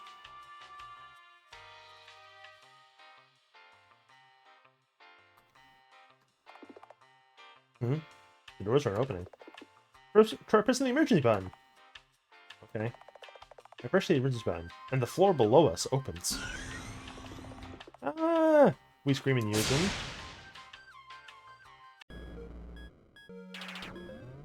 Wow, that hurt. But the pile of smelling organic waste softened the blow. Thankfully, it wasn't the tech garbage pile next to it. Lucky. Well, time to report to Mr. Honecker. Hey, Mr. Honecker? Mr. Honecker? Mr. Honecker! You don't need to shout like that. I can hear you. So, did you arrive at the 9th floor? Yeah, this place stinks. The anomaly is located underground. Find a way to get there. Oh, wait. I think I'm missing something. What could it be? Oh, what is it? I think I lost Miss Eiler. What? No worries, I'll find her in a moment. Good. Oh god, you better. Emergency system note. Connection to Scarlet lost. Attaching control strings to Bennett. With Bennett's old school worldview, you will see the world in a new light.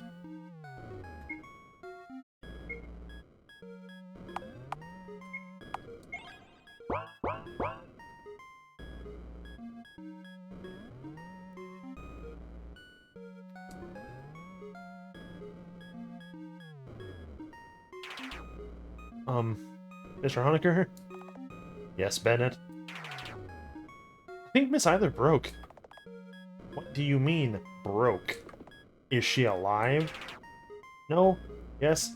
I don't know. Can you repeat the question? I think she hit her head on something when we fell out of the elevator. God damn it, Bennett. You had one job. She's already infected with a parasite, and now there's head trauma?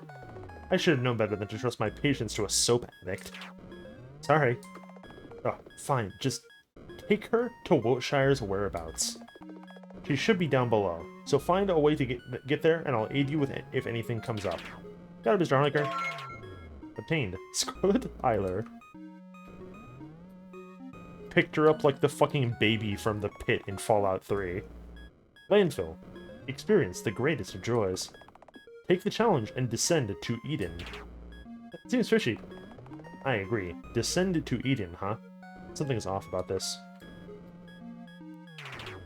So dark in here. You have a flashlight with you, remember? Oh! Let the challenge begin. Challenge. Find the exit. Tip. You can use the items you will obtain in front of various objects. Choose an item. Is this an escape room kind of thing? I'm never good at those. Deal with it. However, we don't have all day, so I'll help if you fail to use your brains. System note. If you feel like the challenge is too difficult or illogical, you can ask Mr. Honecker for help. I could.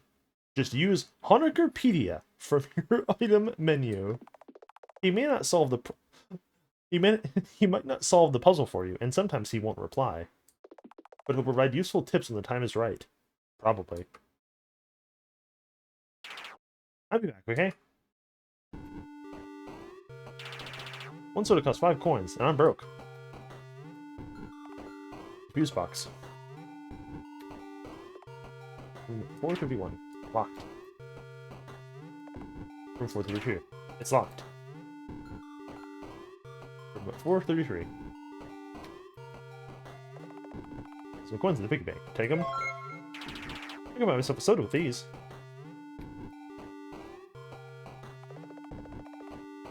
There's a poster of a girl with us. A girl with a halo. Descend with us, it says.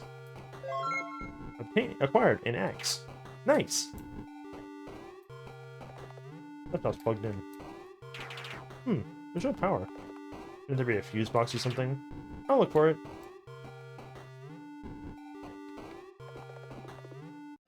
The water dripping from the tap smells like waste. Drawers are empty. There's some drawers in the shelves, but they're empty too. Something's rotting inside the trash bin. It's all the fridge. The fridge is plugged in.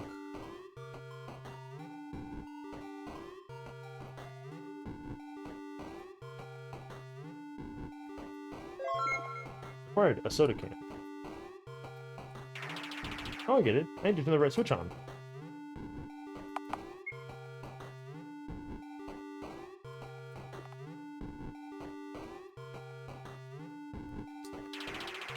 Honecker. I got the laptop to work. I'm the wrong person to seek validation from. I should save that one too, actually.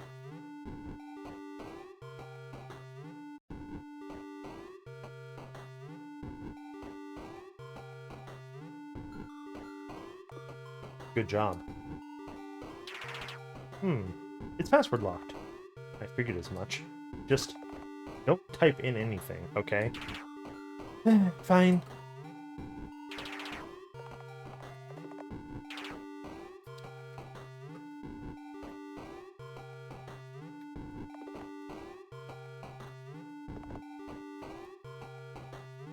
Okay, so plugging that in doesn't actually help me at all. Can I just, can I use the axe on this fucking door? A must-have. A sturdy, heavy axe. A must-have under the pillow. Hey, don't just swing it around. I'm bored, and there's no one to hit it with.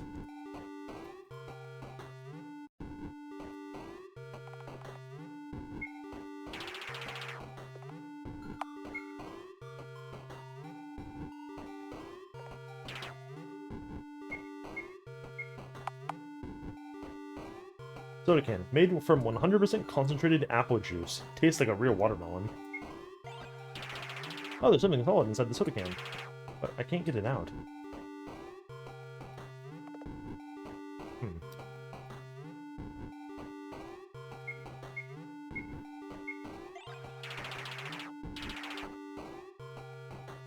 How in the fuck?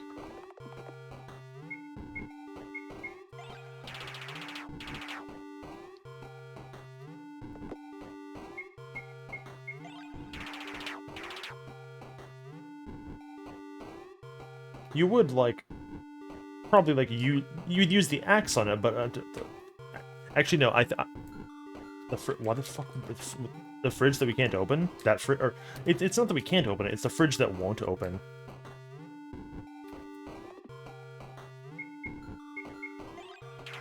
Let's try this. Fridge isn't working. Oh, right, yeah, because it's not powered.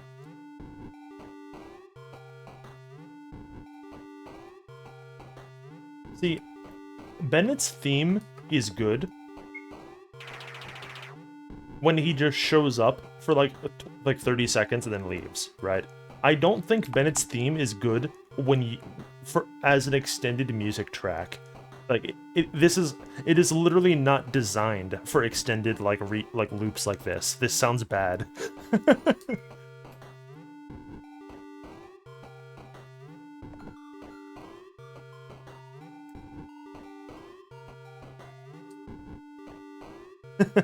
Like the best part of Bennett's theme is the opening bit where it does the funny like jingle thing. But this this sounds stinky. What are you doing? Putting soda in the freezer? You just want cold drinks, or you actually know what you're doing? Both. Bennett sets the power to maximum and waits for a while. A boom. Oh. Soda murder successful. And here's the antidote inside. Acquired. A key.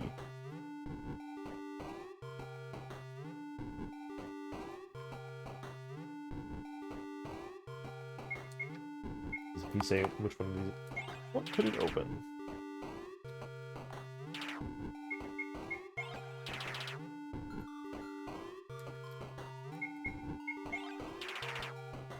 What do you mean, bro? Bennett, please, I'm begging you, use it on the fucking door. You wacko. Jeez, I'm not dead, right?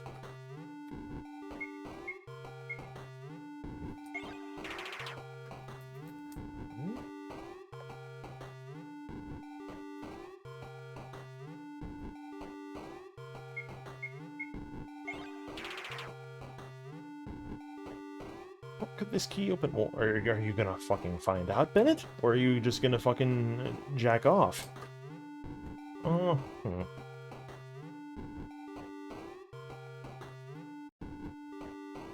Can't interact with the soda machine anymore.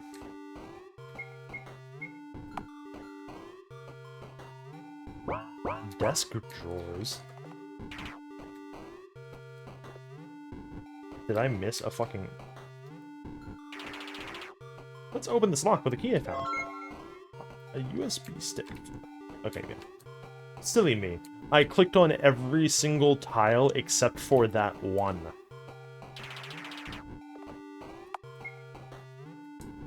Awful.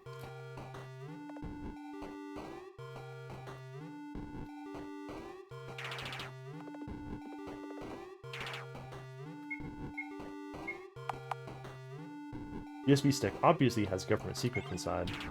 There you go. I should just boot the PC from the USB stick, shouldn't I? Actually, yes. Just restart it and set the boot priority setting in BIOS. I know, I know. There's something on the screen. You know what it is? Must be a treasure map. Let me redraw it. It must be here. I can use my hands, though. Oh, it's already painful for you to touch things, isn't it? Here I come!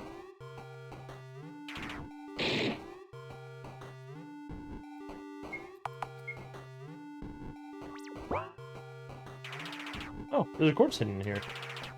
And there's a secret passage. Hey, don't forget Miss Eiler. Oh, you're right. Let's go. Acquired Scarlet Eiler. What does her description say? Small, a bit heavy, still breathing. A bit heavy, huh? That's fucked up.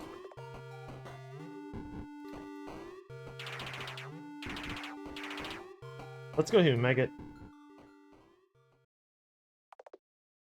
How's it going? We're in some kind of testing facility, I guess.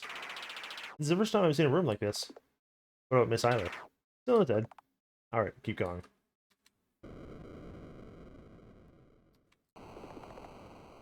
Do your homework, says the note. Rotting God's Corpse.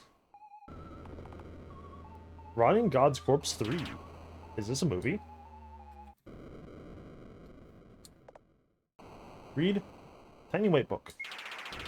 Mr. Honecker, what's this book about? It's about Morse code. Morse, breaking the barrier. It's a method of transmitting information in clicks. For example, an SOS signal would look like 3 dots followed by 3 dashes and ending with another set of 3 dots. How do you do that with your mouth? Pick this book for a Morse chart. It should have one. Oh, you're right. Here it is. Is there only a set of numbers? Yeah, some pages were torn out. Mr. Honker? I can't read that well. It's a book about the Caesar cipher. Mathematics of secrets. It's a kind of cipher that uses a substitution system to encrypt the message. For example, Rot 2 replaces the letter with the letter 2 letters after in the alphabet. A will become C, B will become D, and so on. Oh, I think I get it. So soap would be whatever the fuck in Rot 2. Exactly. What's this book? It's a book about sign language. Signing made easy. You know what it is.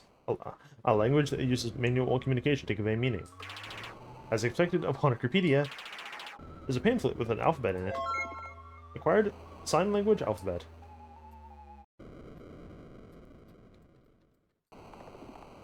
Nothing in the desk. Nothing in the desk. Nothing in the desk. Nothing in the desk. Nothing in the desk. Nothing. Apostrophe in the desk. Huh? There's no in the desk. This would be useful. Acquired a hint.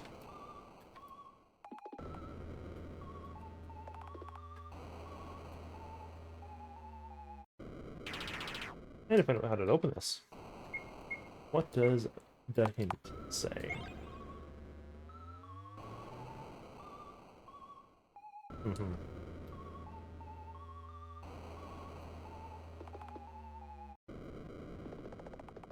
Let's say type something in and press OK.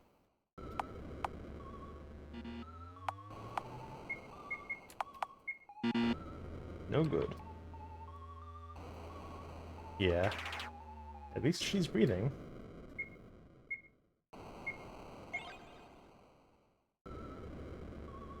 That's cute.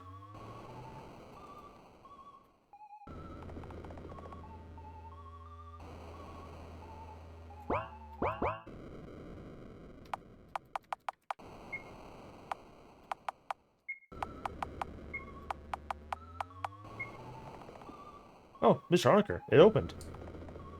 So it was V19 after all. Well done. Hold on, is there an alternate line for... Because him saying that sounds like Felix gave us the solution. But then if we don't fucking talk to him, there's not like a line that like says like an alternative. It's just like, oh, I guess you were right. I'm so smart. Now let's see what's inside. Huh? What do you find? Some kind of journal. So boring. I thought it'd be like some severed head or something. It might contain an important hint. Make sure to flip through it. Acquired a school diary.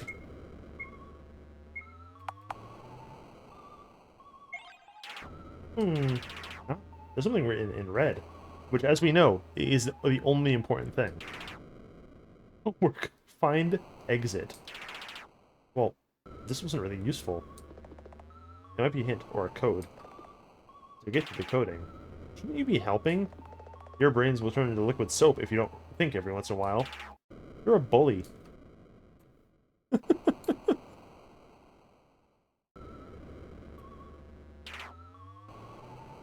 Let's try this. Oh. Where are you entering this, bro? This is a hatch.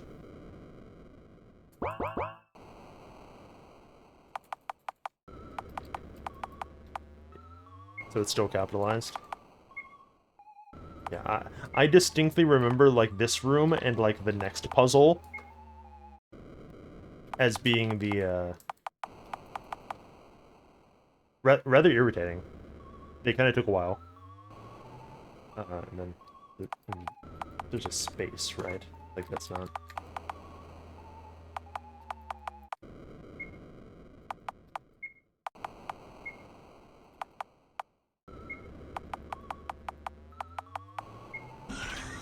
Oh yeah, it opened. See? You can do it if you try. Alright, you take Miss Eiler along. Here we go. Let's go, Miss Eiler. Challenge. Stay alive. You have 30 minutes to prepare. Wow. It's like we're in a B-movie setting. Stay alive? What could possibly kill you in this place? Let's find out.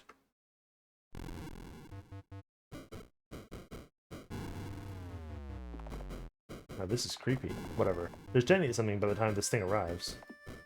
But what if it's a monster? You are a monster, Bennett. Now go blow things up. Okay. What should I make? Uh-huh. Okay, here goes. The do-it-yourself bomb recipe.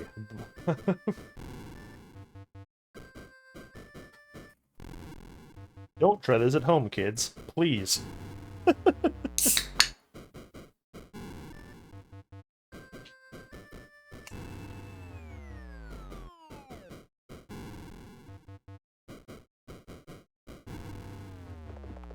That should be easy enough to make.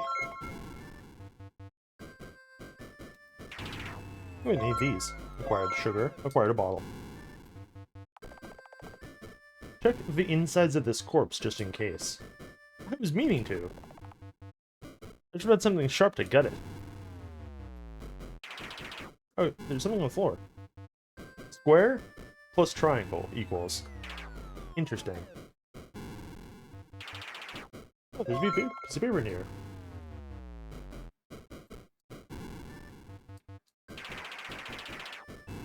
The temperature in this room is low enough to keep them from decomposing. More soda. Who the hell designs these puzzles? That's because it's a multi-purpose project, Mr. Honaker. Acquired. A soda can. Empty flask, salts, acid, formalin. I don't need these. And hydrochloric acid. Let's see. Potassium hydroxide, sulfuric acid. Oh, a knife!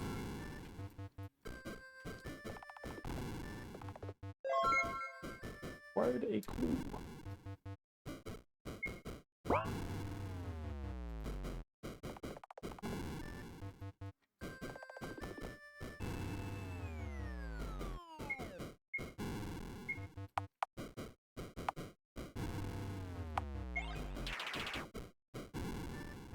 And KCl to mix with the sugar.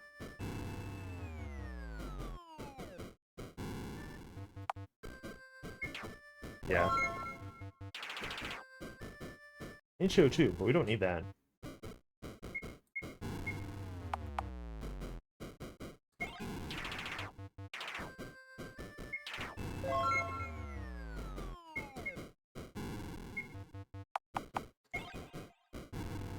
Glass, cork, or paper. Ice plus sugar. Or container. Sounds like we have everything.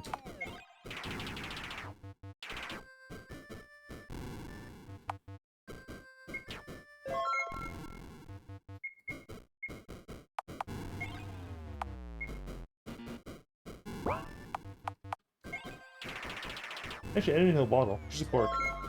Required the cork.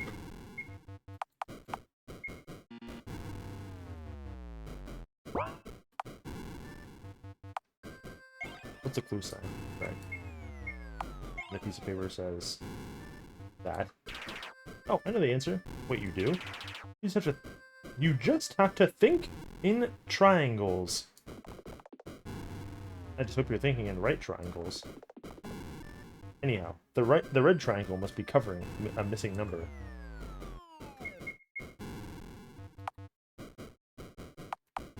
Yep. What are we at?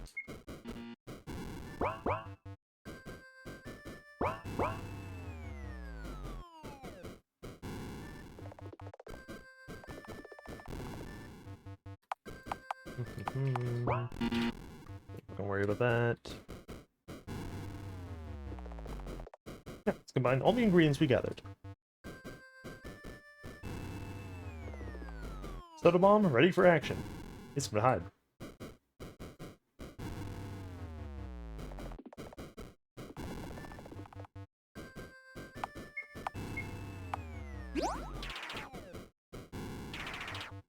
I might be forgetting something.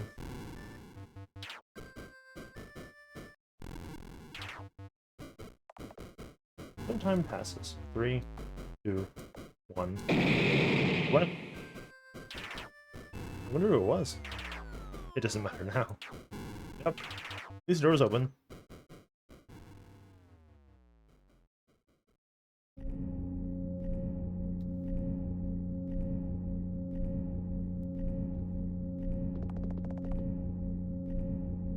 Please stop bumping into the elevator door like that. The button you need to press is right there.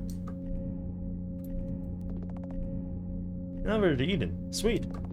Looks like you can only go down. Have a happy descent then.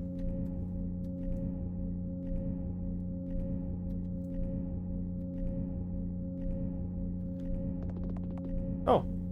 Miss Otter's face is turning green. Please try not to drop her along the way. Will do. Bet. Yeah? I don't have much time left either, do I? You know? I'm not that dumb. Maybe that's why I agreed to help Miss Eiler in the first place. That's right. This drawmaker is so smart. He must have figured it out a long time ago. Everyone must look like a whole bunch of idiots to you, right? Right? Enough. You don't need to apologize. Just promise you'll make sure she gets to floor 11. Okay. Who knows? Maybe there's heaven up there. I promise. One might even say that there's Heaven's Gate up there. Well then, time to descend.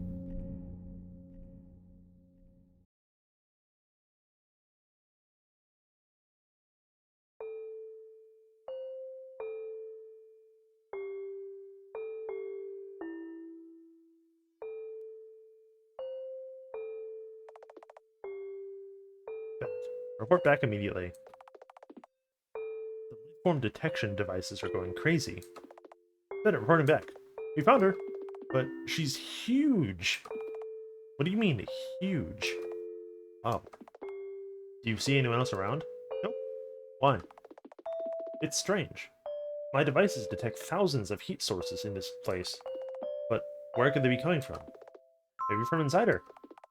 Are you saying that all the living organisms on this floor reside inside of her body? That is not impossible. But why?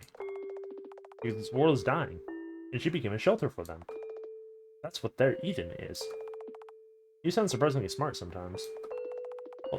Although it must be simply because the soap effects are wearing off. So, considering that this floor is just one big dumpster on the surface, she sacrificed herself so that this floor's inhabitants would survive. That's something I could never imagine Charlotte Wiltshire of our floor ever doing. Just look at her. She's smiling in her sleep. And it's not the crooked smile that our floor's Wiltshire always had. So true. Too bad, Miss Eiler. Your Wiltshire isn't here. This place again. Morning, Miss Eiler. How are you holding up?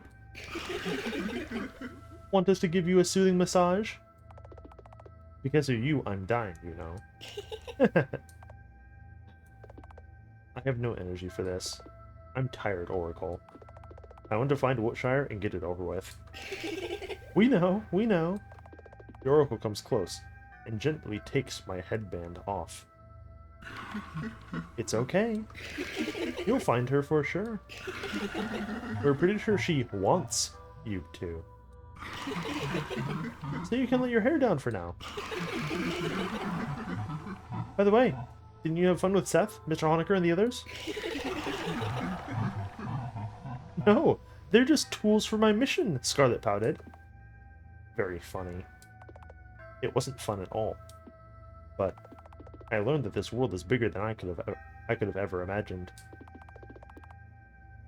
There are a lot of things about it that I don't yet understand. I want to learn more about it. Maybe I should start a journal for notes about the truth of this world.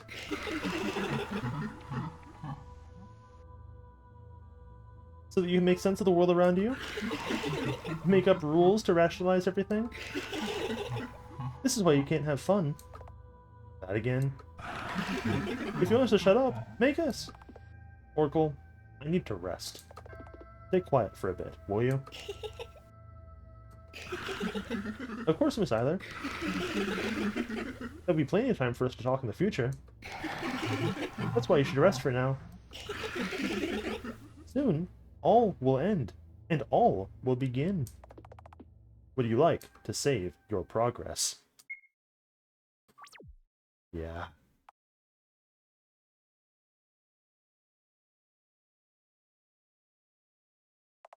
My head hurts. Pretty sure I hit it on something. There doesn't even any blood, however. Did Honecker patch me up? I need to thank him. Let's go, Seth. New task. Find Felix Honecker.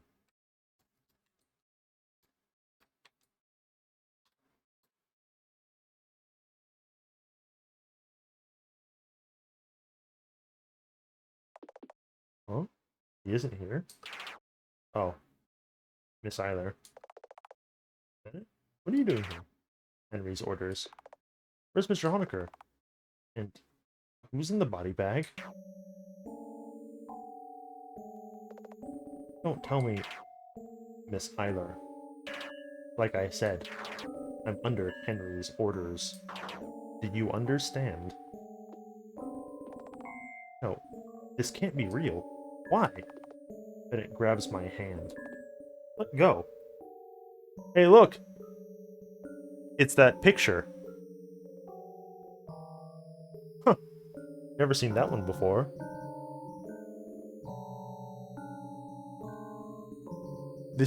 I think this is the first recorded Curious Scarlet. You monster. Where are you taking me? Stop struggling. We're going to the elevators.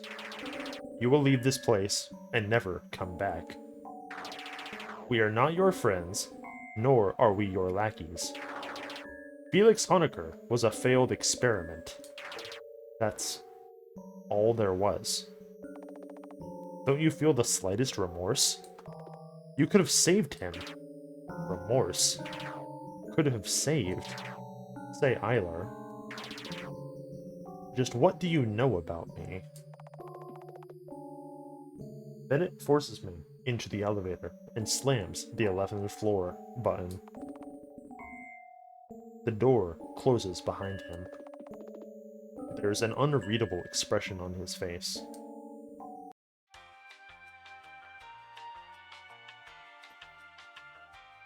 This game rules.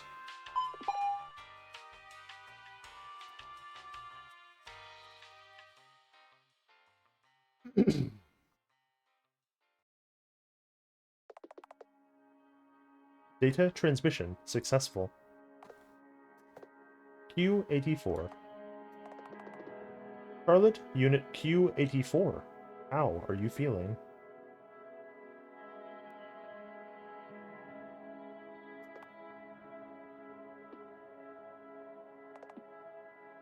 I feel like shit.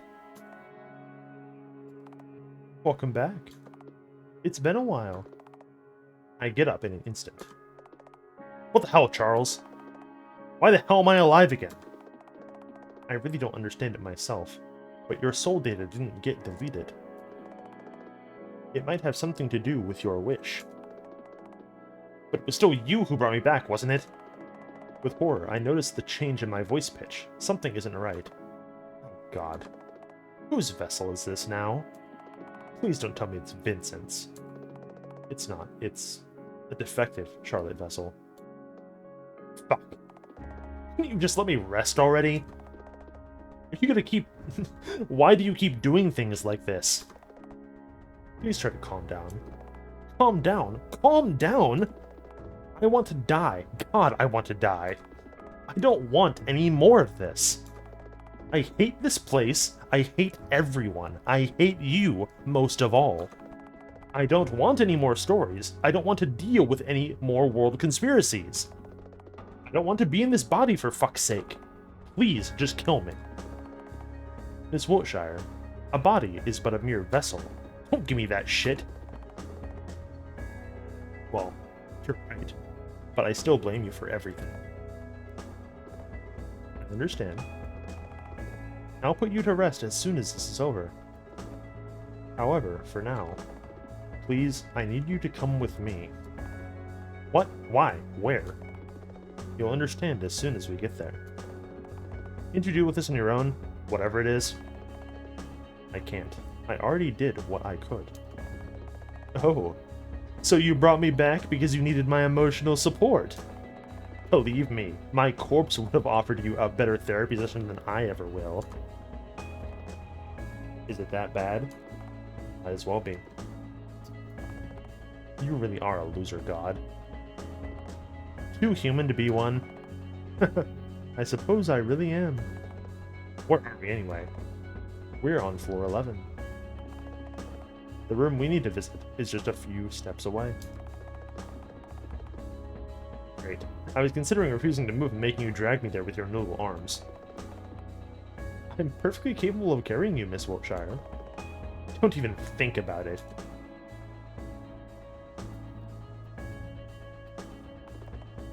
Dustbin's empty. The PC screen glows blue. There's nothing on it. The box is empty. So to sleep on. The picture frame is empty. There's nothing inside the wardrobe. The books are all blank. Oh wait, hold on. Let's try out the drawers. There's nothing inside the drawers. Wow, dude. Who could have guessed? By the way, what happened to your Vincent vessel? Oh, well. I left him alone for a while and came back to a corpse. He killed himself? Yeah, that's what they always do. Even though I went through the trouble of implementing a no self-harm rule. Talk about wasted effort. Let's bury him later, okay? Locked. Locked. I don't remember which one of these doors it is, but I want to check them all.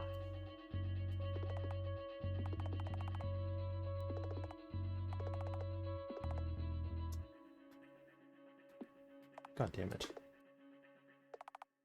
I wanted to see if we could go in the mom's room. A deep breath, and we're inside Father's room. It's quite empty. No furniture, no personal possessions, nothing. In the center of the room, there's a working TV set.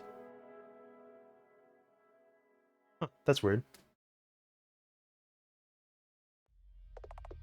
I can't see anything.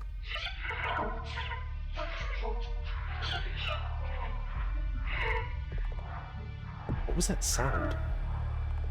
Is there somebody in here? It's just me? And you? And the puppeteer, of course. Wiltshire? Bingo! Hi there. V19 at your service. That sound again. Took you long enough. Been having fun? Going on adventures with friends? They're not my friends. Yeah, sure. Because Scarlet Eiler doesn't do friends. Because Scarlet Eiler is so very serious. Snore. Stop mocking me and come out of hiding already. My, you're so eager. You know, while you've been running around, I learned the truths of this world. Want to know what those are, class rep? Stop messing with me. Where are you? You're no fun. How about I tell you anyway? Hey, what's on? What in the world is this?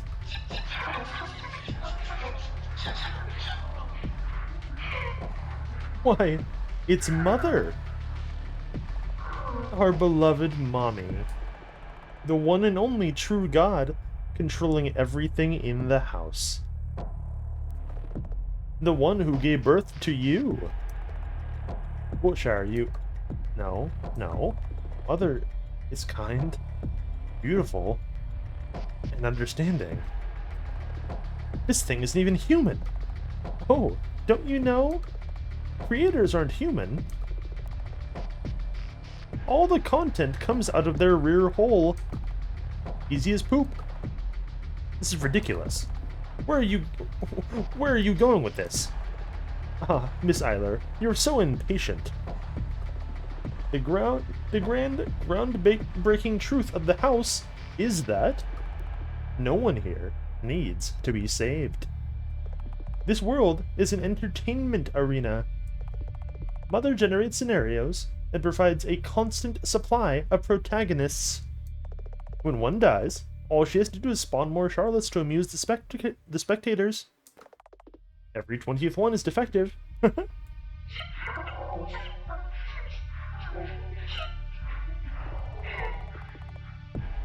You think you'll be saving someone, but they're all but actors on this tiny stage. Everyone gets assigned a role to play, and you're no different. Yeah, right. As if I believe you. This is nonsense. Come here. You'll get what's coming to you for every person you've hurt. Oh yes. We'll both bleed for entertainment, and everyone shall be watching. Want to be the hero? Sure, I can arrange that for you. Mother will bestow you with just the right personality to meet the genre requirements.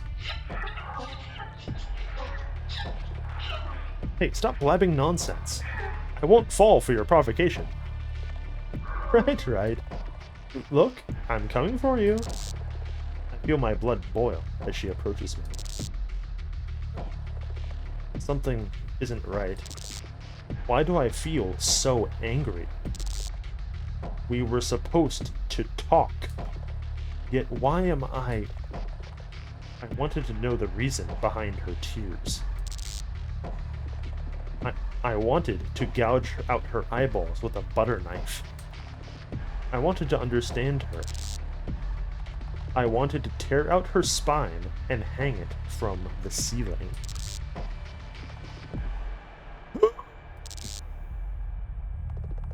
I leap forward and tackle her down. Why isn't she resisting? That's right. Do it. Shut up. Come on. What are you waiting for? Why aren't you resisting? I'm really gonna kill you. Do it, Scarlet Eiler. Do it already. And always remember, there's not just one person behind the screen. It's thousands. What do you mean? Let me enlighten you. In the world behind the screen, billions exist. That's what the puppeteers are. It's a game for them. They don't care about who you are.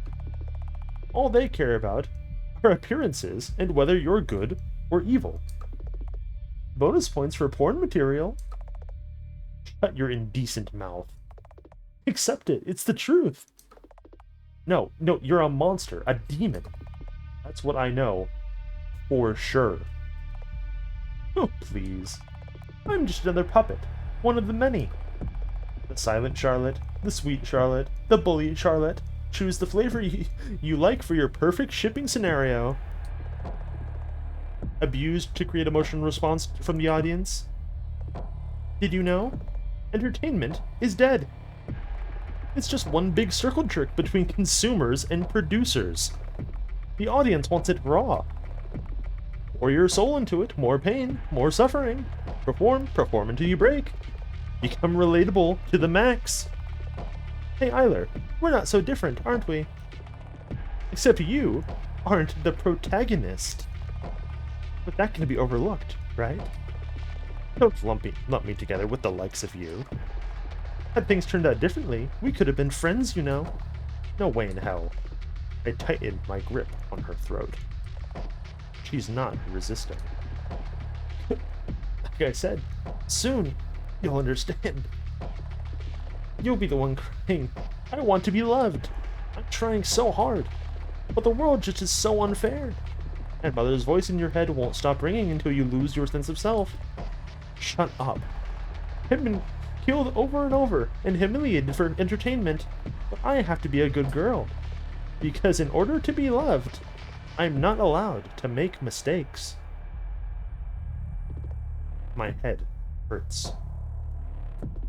Why does this particular phrase hurt so much? I'm not supposed to care. Yet my chest tightens, as if from a premonition. When I open my eyes again, Scarlet Wiltshire has long since stopped moving.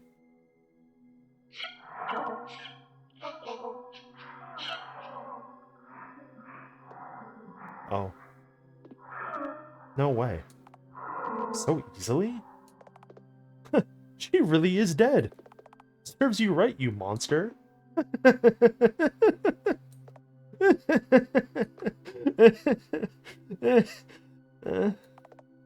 What the hell? This doesn't feel right at all. It's as if I've awakened from a long sleep. Something isn't right.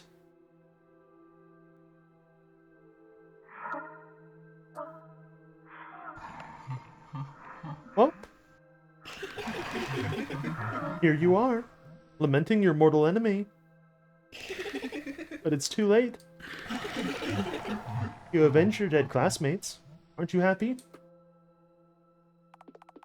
I just wanted to understand her. Sure. But she's dead now. It's okay. I can still make everything right. I can do it. Do what? I'll take her place and find out the truth. Oracle, I have a wish to make. This is the only logical conclusion. This is what everything was leading up to. I'll use the Oracle's power to transfer my consciousness into one of these vessels. If it's really as she said, if there really are thousands, there's a you in thousands of eyes watching my every step, observing my every typo at the climax of my story. Oh no. I'm terrified. Ooh. I know that music. No, I mustn't falter. I can do it. I'll make it a better timeline. I will not become a murderer like her. I will prove her wrong. I will prove that free will exists. Even if I break and my mind shatters, this is the only way to find out the truth. Even if I forget what I was looking for, this is the only way I can atone for what I've done. No one will notice a thing. Then, it occurs to me that maybe this was Wiltshire's plan all along. That maybe it was her wish for me to step into her shoes. That maybe I was fated to become her from the very start. This is how her story ends. Well, well, well. What Charlotte should we choose? It's like doing grocery shopping. Let's see. Ah, this vessel will do.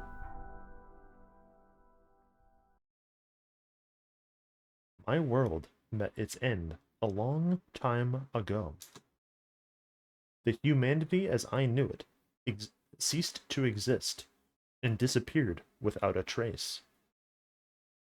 The gods they believed in died, and churches were built as their graves. The chaos turned into order, and it finally became quiet. All I could do is dream, for I am so tired. Will you be as kind as to join me in dream seeing? Hello, Charlotte. Nice to meet you. Please take care of me.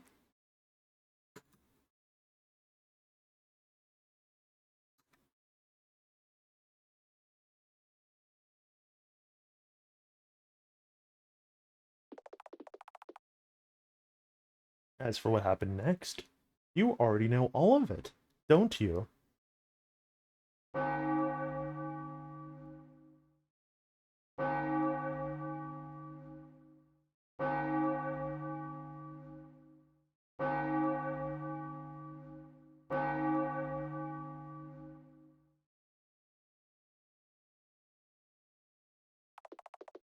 Would you like to save your progress?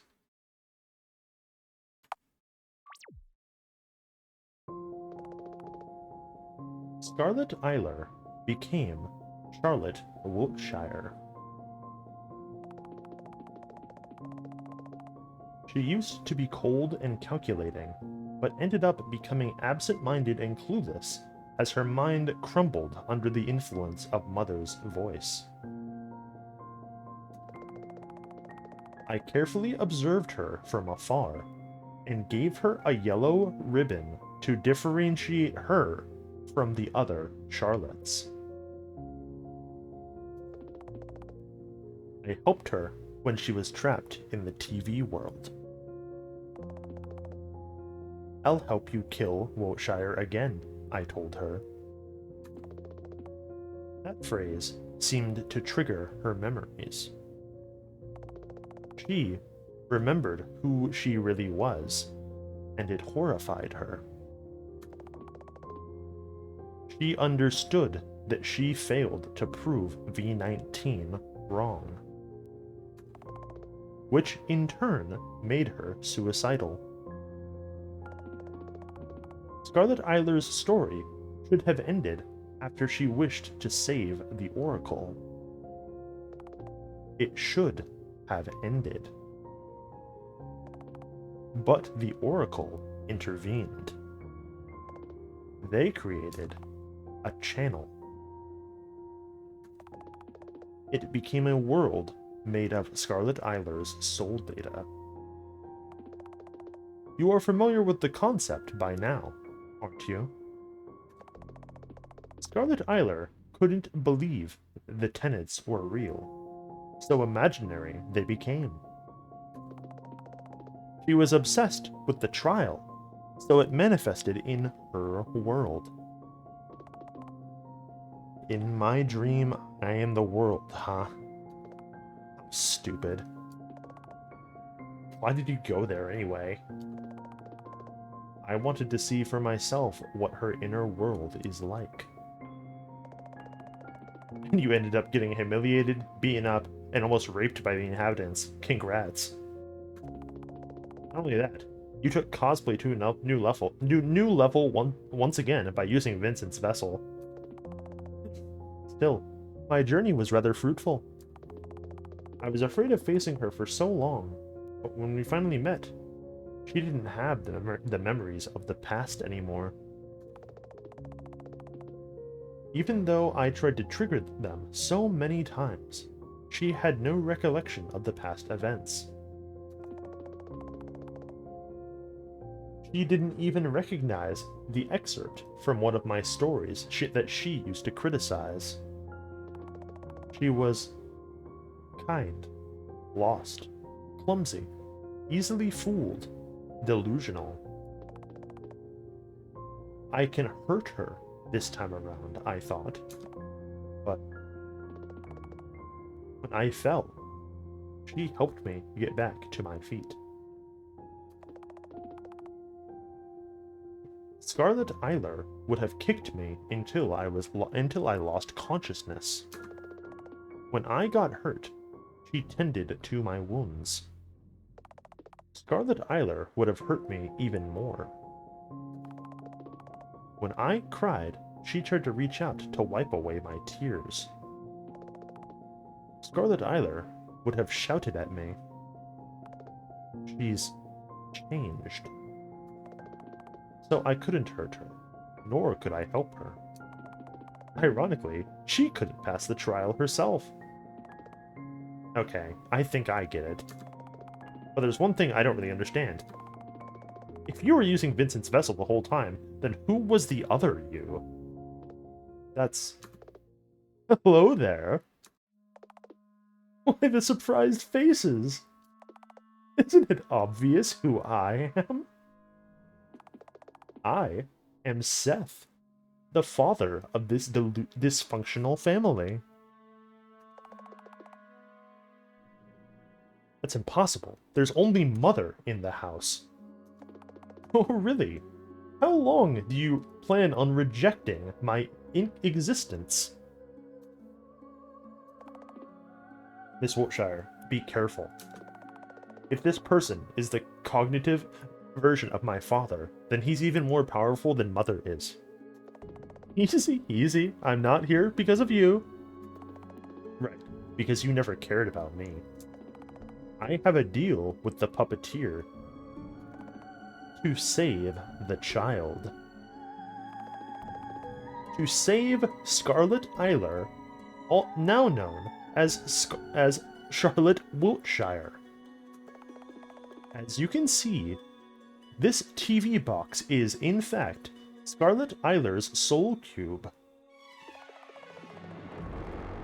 All because Charlotte Unit 091, also known as the Oracle, wanted to preserve her soul data no matter what. The child saved her, and 091 tried to save her in return. Truly, the romance of the century, isn't it? However, as a result, Scarlet Eiler's soul now resides in this shabby TV set. To free her would mean to break this box she's trapped in. That's what it means to save her. You bastard. Was killing her in Mother's womb not enough? She was an unwanted child is all. It's a common practice. You should know better than to make a big deal out of it. It was a big deal for Mother. That's all that matters. Miss Wiltshire, we have to help her. What's gotten into you, Charles? Isn't that the same Scarlet Eiler who drove you to suicide? She's not the same.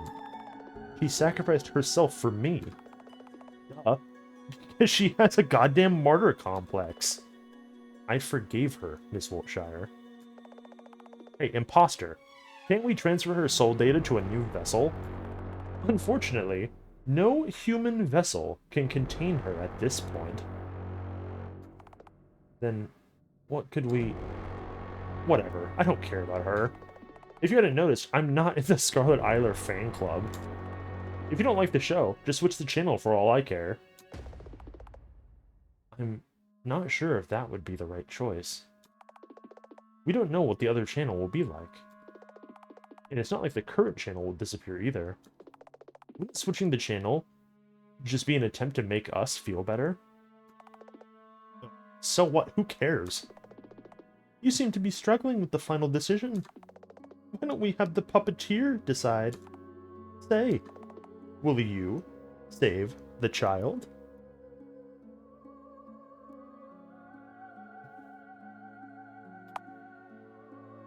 All right. We don't get 3 ending variations this time. We get fucking bad end, less bad end. We hit that motherfucking... This channel sucks, and I hate it. I'm gonna see what else is on. I see. You chose to be selfish. In the end, all you cared about was your own peace of mind. In all honesty, I'm disappointed in you. Because you turned out worse than I hoped you would. Well then, I'm afraid our ways will part here. Until you reevaluate your choices and reload the game, that is. Umbrella Man leaves the room. Charles, on the count of 3. Alright. We press the button.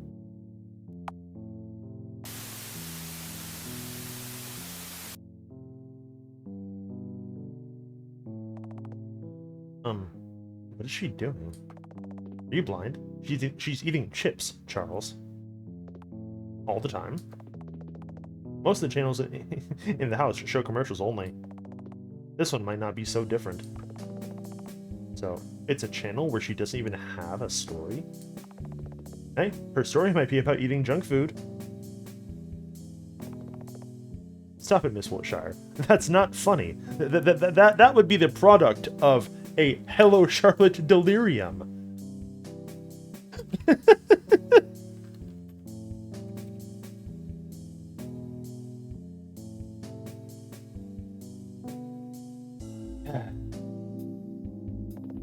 You think? I find it hilarious. Just look at her. Can't fake that smile. She seems happy. Blissful, even.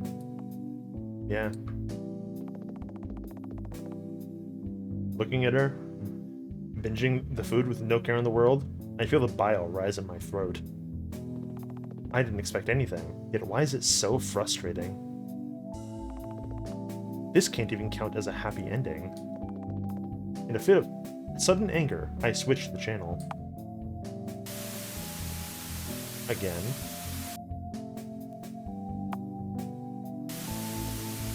And again. And again. Charles catches my hand. Miss Wiltshire, stop it! God damn it. Why can't we do anything? I'm sick and tired of feeling powerless. Why is your world like this? And don't you sorry me. I know, okay? We're both frustrated. But there's really nothing we can do. Not all problems can be solved. Not all things can be fixed. It's something we have to live with, no matter how much it frustrates us. I never asked to be born. It always should have been her. Yet Father chose me. Him and Mother were already apart at that time, yet he still chose to let me live.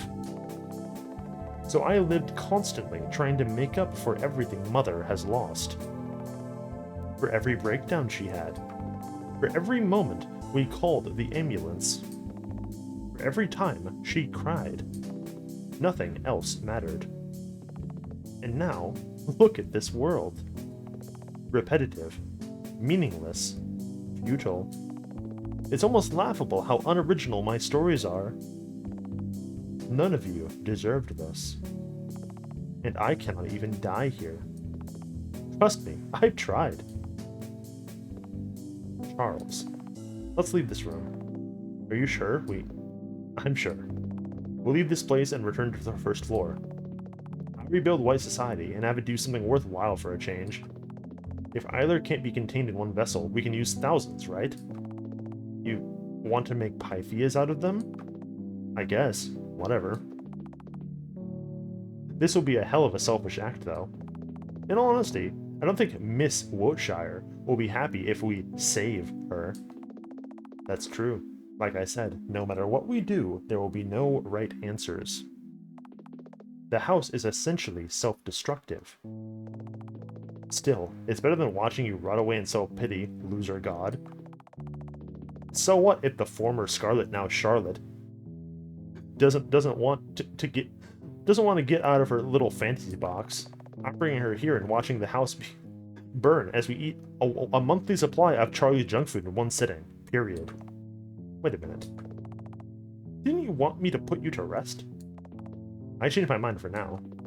Don't make a big deal out of this. Father, I get it, so, please. And so, we leave the room. Inside the room, there is a box. Inside the box, there is a channel. Inside the channel, there is a world. Inside the world is a girl. A girl who is the world itself. Hello, world. How are you?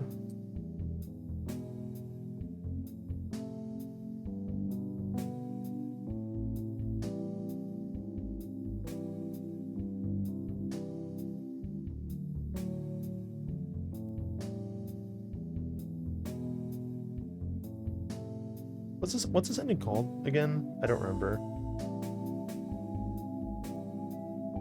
Right.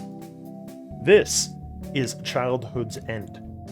But this is not the actual ending. Yeah, fire that guy.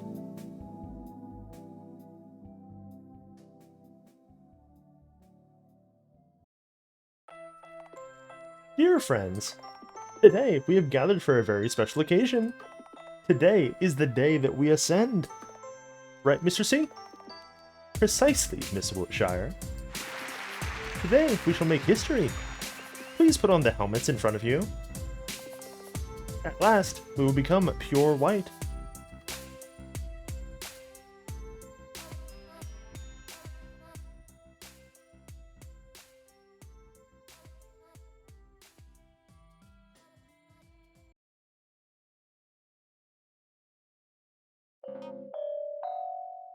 Wiltshire.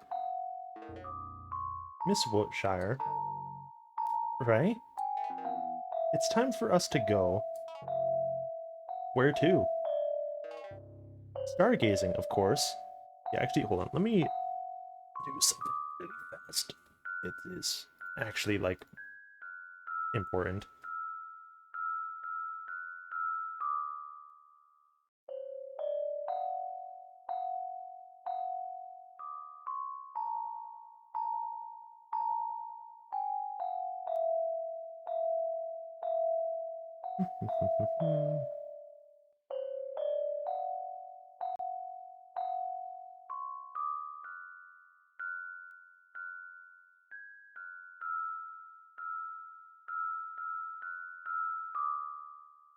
Let me just do this.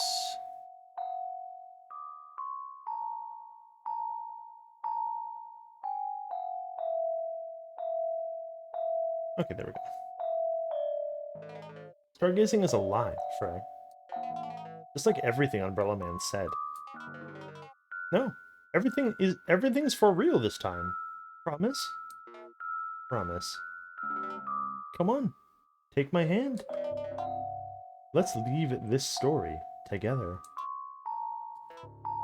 Lead the way. Lead the way.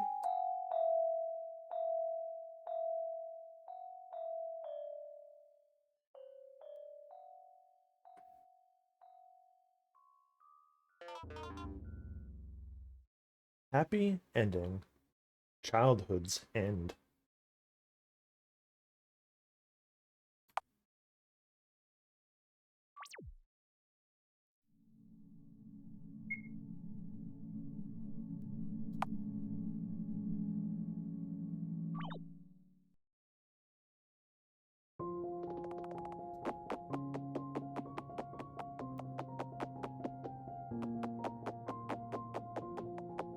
Okay, you guys ready for like the real ending now?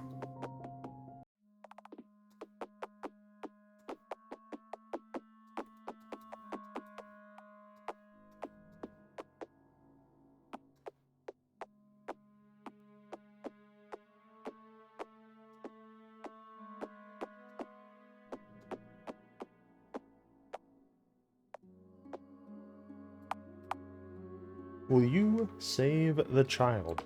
Yeah, obviously. So you chose to save her after all. Like I said before, I prepared everything for the journey. The weapon included. Acquired a hammer.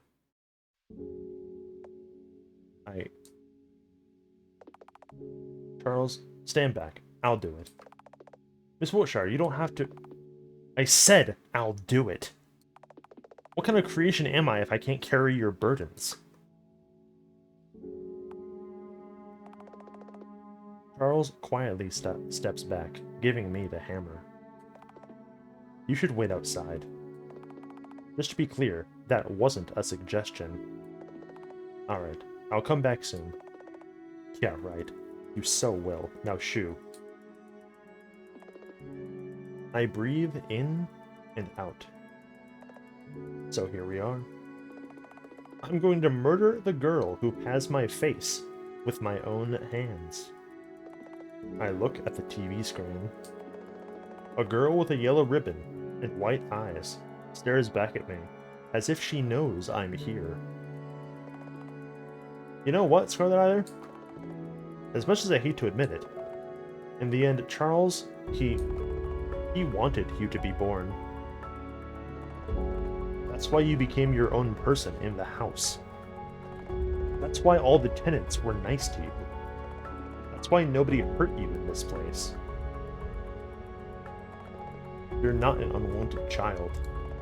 He wanted you to exist. And I want to crush all his regrets. After all, doesn't fiction exist to free the mind? That's why I will crush you, too. I swing the hammer. There will be no war.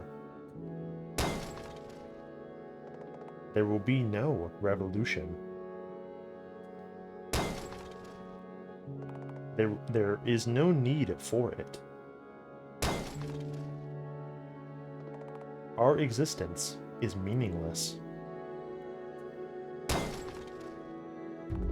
But that's okay. There's no need for a meaning. We will not fight God. There is no need to. It won't change anything. No matter how wretched we are,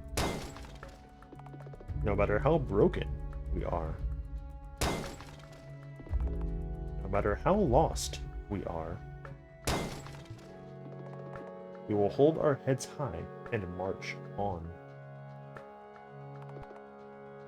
Our stories will continue.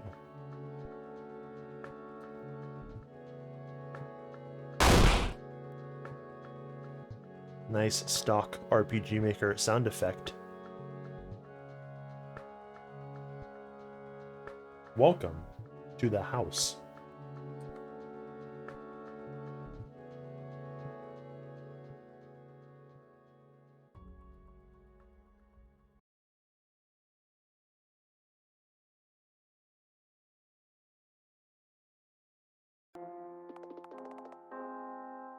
In the heart of the house, there's a bottomless pit. A pit where they slumber. Above the pit, there's a sun that never sets. The black sun sucking all the light in. Wow, it really goes deep. Are you sure there's no exit on the other side of this pit? Not even I know. No matter how many corpses I drop here, it never gets filled up. It was a good vessel, wasn't it? Weren't you supposed to keep him safe? Yeah, I really messed up. In the end, all I did was postpone the inevitable. No matter what, there's no way I could have helped him. There was no way of fixing him either. Well, duh. You can't go around trying to fix people. There's no way of doing that anyway. I knew that somewhere on the unconscious level, didn't I? That's why the house is the way it is. Were I convinced that I could change him, or anyone, they would have ended up being the brainwashed, unnaturally happy versions of themselves. Never once have I wished for that. However, the images of people I knew still became distorted in this place. Especially Vincent's. I was so fascinated with the idea of him that I failed to see him as a real person. That's why in the house, he's all but an empty shell, an imaginary construct. This place is no heavenly kingdom, after all. Now then. He really is gone, isn't he? Goodbye, Vincent. We lower him to the pit and let go. Then we hear a small thud. Just how many Vincents did Charles throw down here?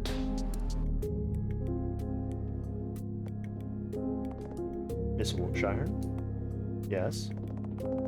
There's one more place I'd like to visit, if you don't mind. I don't really have anything better to do anyways. Might as well tag along. By the way, what is that you're holding? Oh, this? It's Mr. Honecker's invention.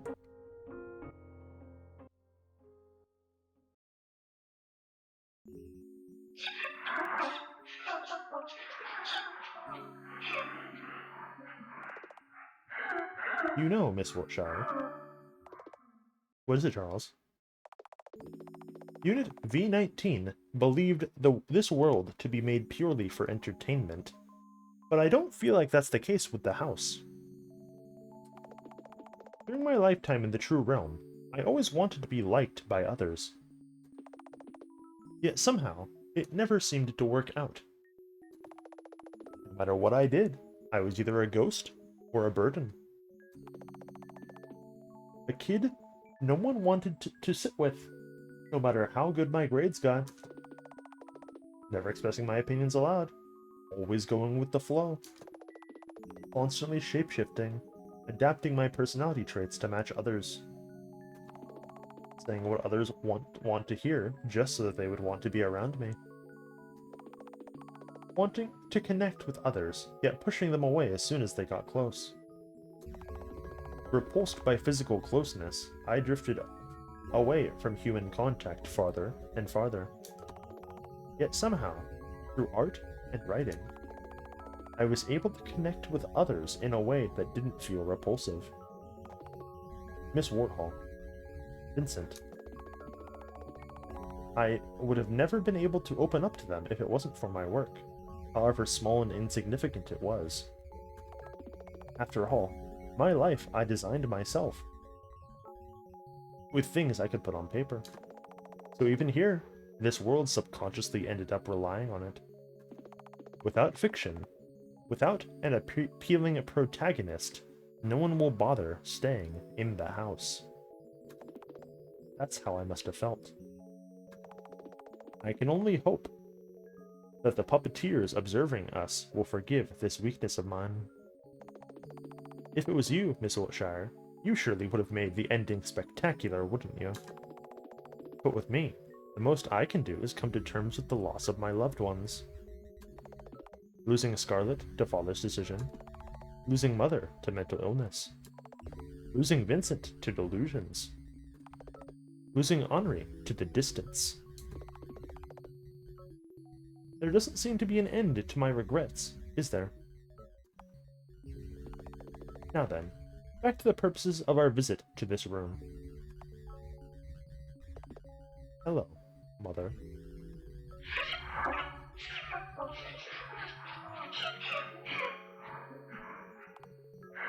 I'm here. Tired. I know. Charles approaches Mother and hugs one of the appendages. You already did the best you could. You gave birth to so many wonderful children. Just like you wanted, right?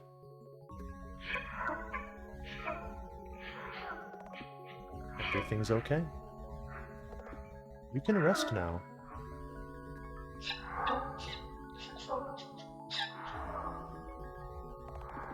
With those words, he injects the contents of the syringe he was holding into the mass of organs. Seconds later, everything around us begins to crystallize.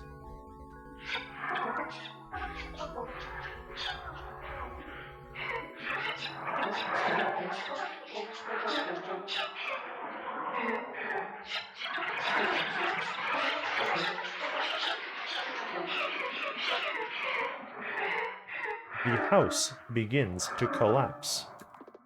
Charles, you'll be the last of your kind, Q84.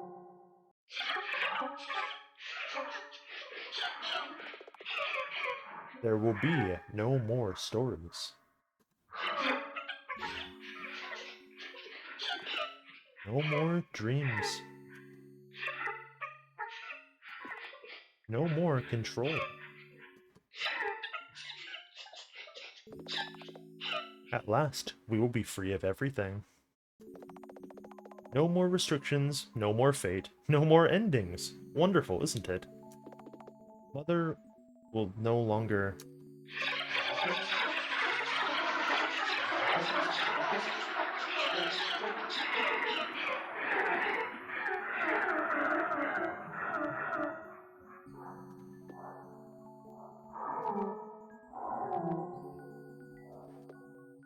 Ah.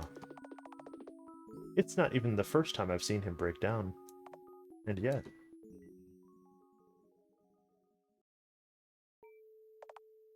It's okay. It's okay, Father. Your world met its end a long time ago. But a new one will surely begin from scratch.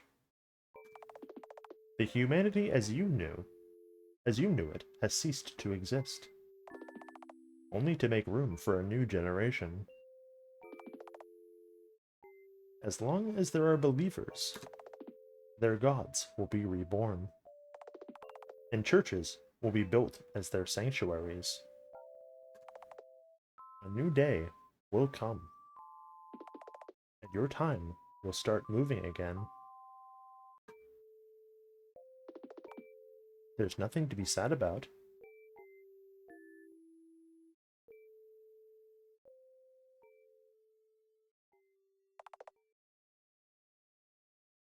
Well, well, well. Looks like you reached the end of this story. Congratulations! Applause for the winner! It's been a long journey, hasn't it? Your throat hurts, does it not?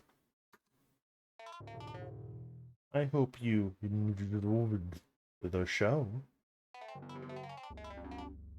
After I worked so hard to make it worth your while.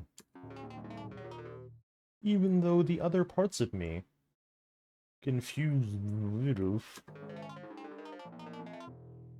I hope you will forgive me for constantly misleading you to make your journey more exciting.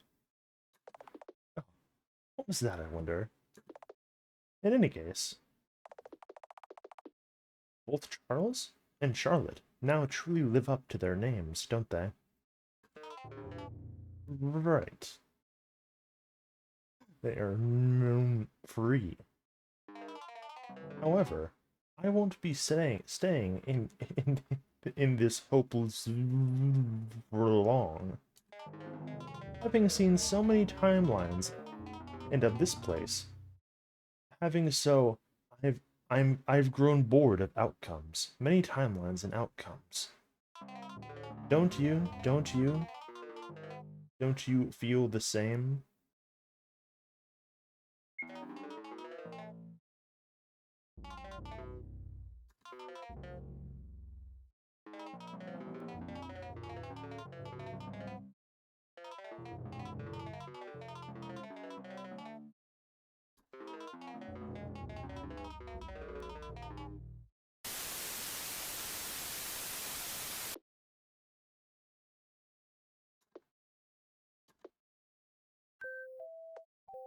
Ah, hello. This is a bit sudden, isn't it? Especially since we haven't talked directly before. You got to spend time with all the other parts of me, but I, the core part, always ended up being a side character. I'd rather have it stay that way. But you have reached the end of this story, and there is no one else left to say the final word. So please bear with me for a moment. So, here we are. Everyone's gone. The house is crumbled. A fitting end for a self-destructive world. In the end, it was no place for all of us to stay. Now that there's no mother, the walls of the house can no longer confine me. However, before I leave, I wanted to thank you in person. I'm fairly certain this ending wasn't what you wanted, or what you were here for. After all, in the end, I couldn't become Charlotte Wiltshire, or Scarlet Eiler, or a proper Vincent Wordsworth. By the way, Wordsworth is a surname I made up. It has nothing to do with the real Vincent. Even technically, this game doesn't pack much fun gameplay. All there is frustration. Endlessly screaming into the void with pent-up anger. A disappointing world of a disappointing person. A game with no winners. Yet, this world. Yet another world where your choices didn't matter. But you still stayed until the end. Through allusions and metaphors, fairy tales and delusions, we were able to have a conversation. And after letting it all out, getting it out there, I was able to let go of my regrets. Just because you listened. That's why, thank you for paying a visit to the house. I hope you enjoyed your stay, even a little bit. But I might not be the one you want to hear a thank you from. Let's try it again.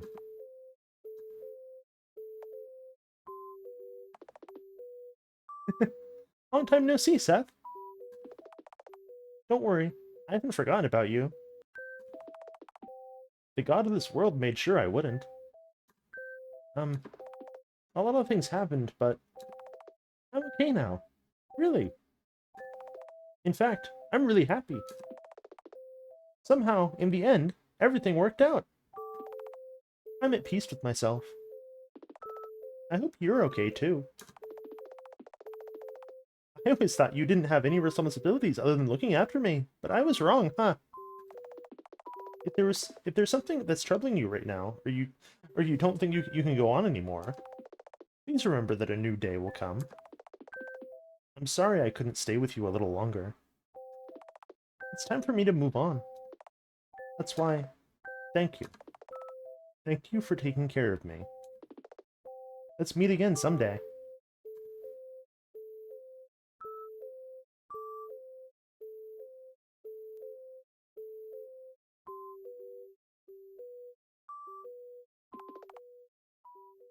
True end.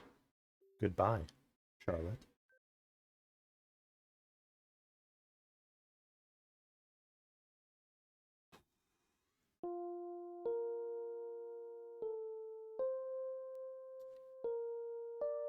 Welcome to the meaning room, everybody. Get comfortable.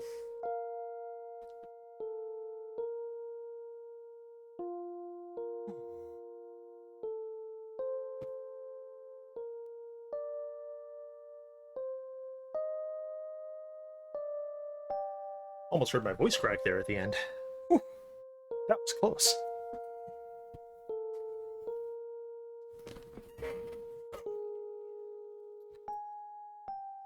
Let's see. We have to start from here and then work our way down. I'm pretty sure because the bottom one is the important one. Scarlet Eiler / Charlotte Wiltshire, the protagonist of Hello Charlotte. Special talent, doing her best. Passive talent, determination. Oracle slash Frey slash 091, the god of the TV world. What are her talents, bro? Does being a god mean you have all the talents? Scarlet Wiltshire slash V19, the one who began it all. Special talent? Question mark. Passive skill? Question mark. Actually, one. I see.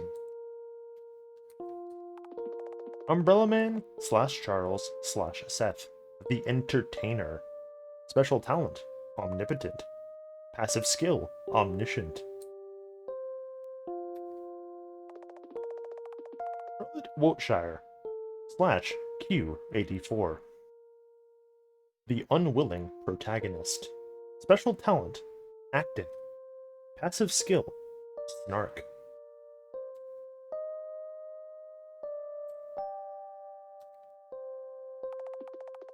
Felix Honecker, Huxley's nephew and a scientist. Special talent? Photographic memory. Passive skill? Sarcasm. Bennett, a dedicated worker. Special talent? Binge watching TV shows. Passive skill? High stamina. Florence, an enthusiastic worker. Special talent? Engineering. Passive skill? Wife.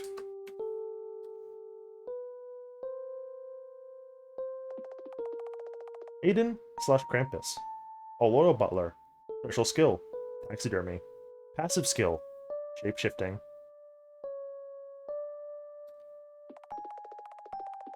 Henry Huxley, a scientist and a doctor.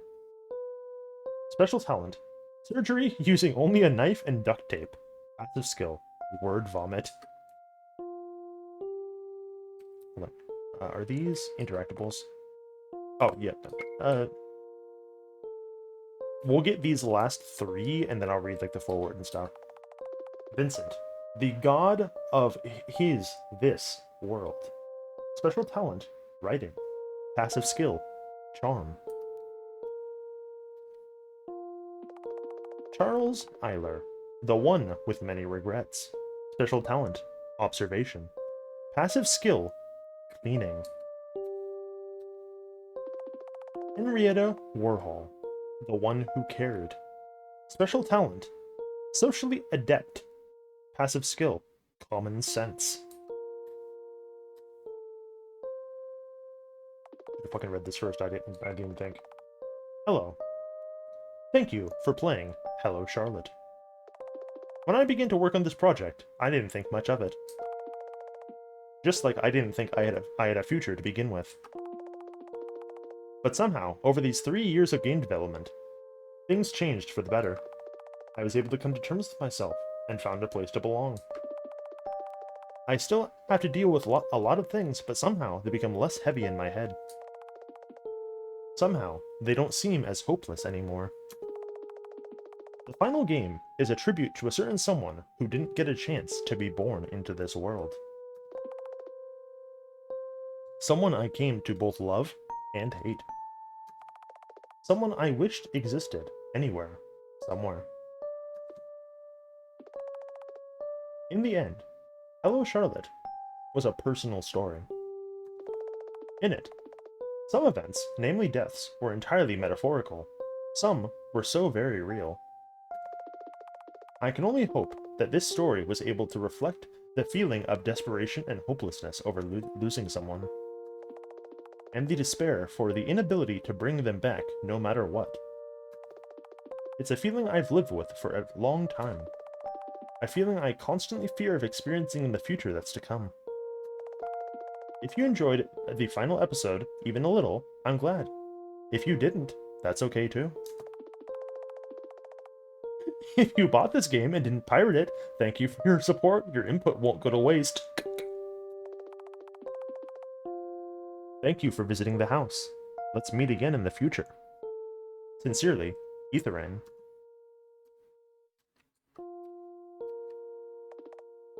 Is this the same afterword? God damn it.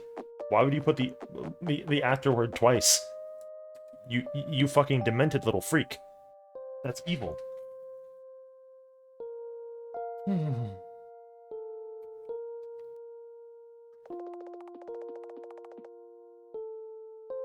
Etherine, the developer. Glad you're here. Special talent, avoiding social interaction. Passive skill, hyper focus. Okay, I guess I just fucking made that up.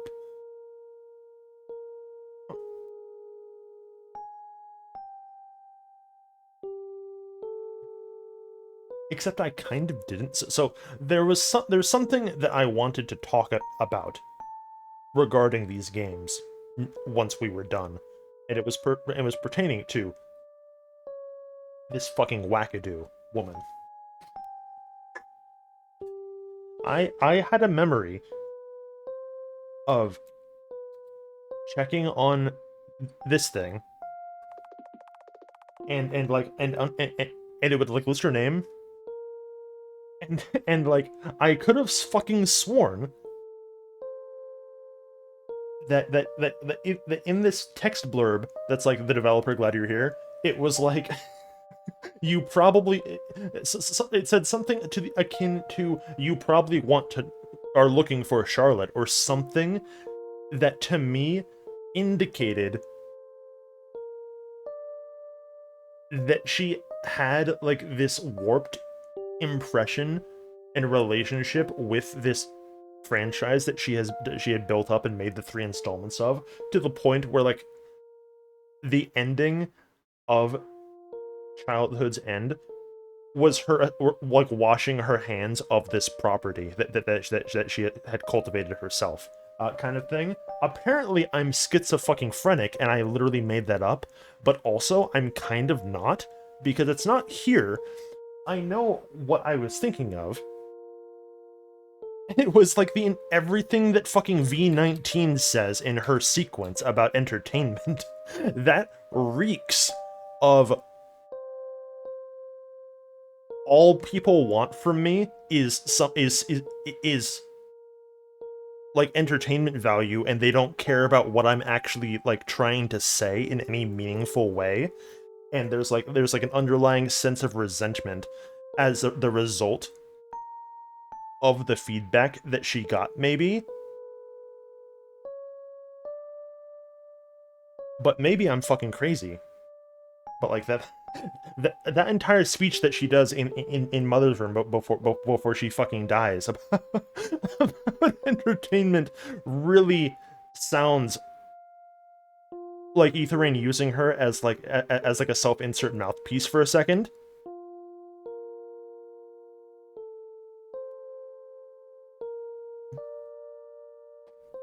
In a way that like that me thinking about that causes genuine anguish, because I wish this woman nothing but the best, because this is like this is a holy experience for the for the stream. This shit fucking rules.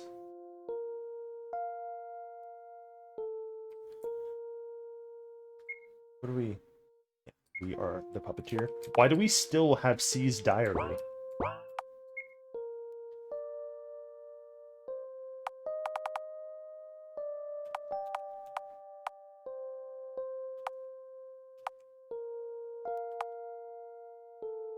Ladies and gentlemen, we got them all.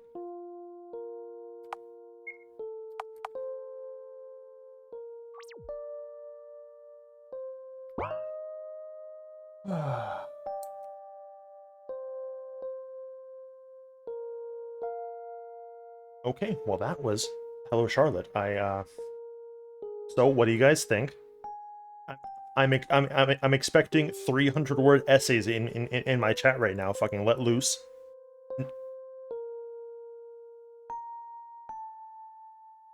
Ooh. God, that was a lot of fucking talking. Yeah, it's kind of a lot to parse, right?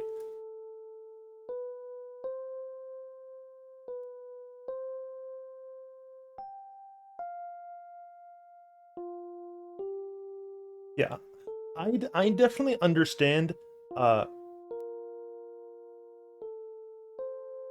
this one a lot more than I did the first time that we did it, but there's still like a lot of things that aren't clear.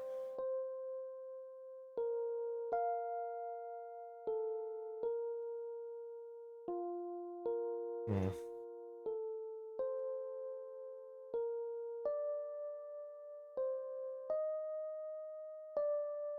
Also, there is one thing that I didn't that is purely background information that I didn't notice until like literally like the final sequence, so I didn't say anything in order to preserve that final sequence. Uh, so so Charles and Aiden's brainwashed figure are literally like the same character model, but then he obviously still has the funny antlers, right? Those antlers are placed in the fucking background of Father's room in the final sequence. That they're just on the wall. That's where they come from.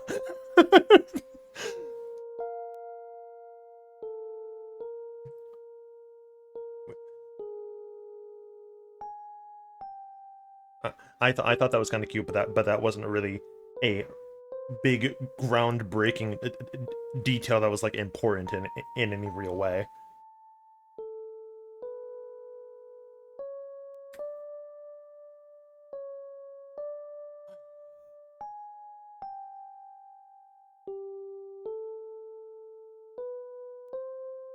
So something that is somewhat opaque for the first time viewer of this one specifically is okay. So episode 0 with Q84 is obviously just a completely divorced timeline from episode 1 and 2, right? But then something I really like about this is going from episode 0 with Q84 as the center, going into episode 3. It is deliberately narratively blurry as in order to trick you and make you think. So the Scarlet Isler that we played today is not the Scarlet Isler that Q84 interacted with, literally at all. Like the Q84 Scarlet Isler fucking died because that was Q84's wish.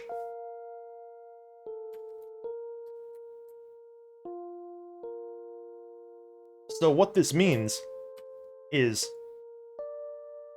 the reason why the tenants of the house in this stream acted the way that they did is because these are not these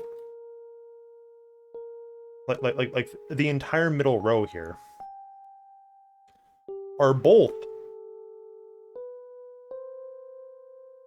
not the Q84 versions of themselves, and they're not the episode 1 or episode 2 versions of themselves. They are a secret third thing that is made deliberately unclear, although I think it is sort of implied that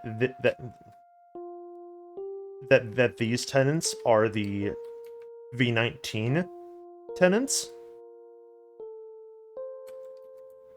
But all dialogue from like for the past like 3 hours is intentionally vague as as to describe Charlotte as a vaguely unkind slash evil aligned person in order to make you think that these are still the Q84 tenants in order to like deliberately misdirect you.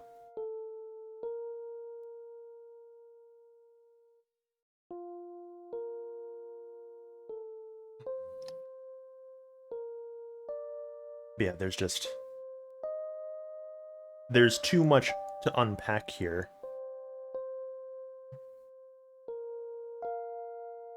Yeah, like V19 is definitely some kind of menace. Like, V19 did independently kill everyone in this school.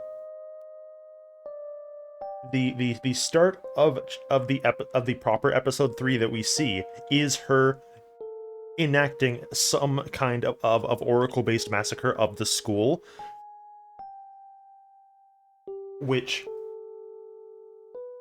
is deliberately presented to us in such a way that it is similar to what Q84 did in the White Society room, in order to, like, confuse you.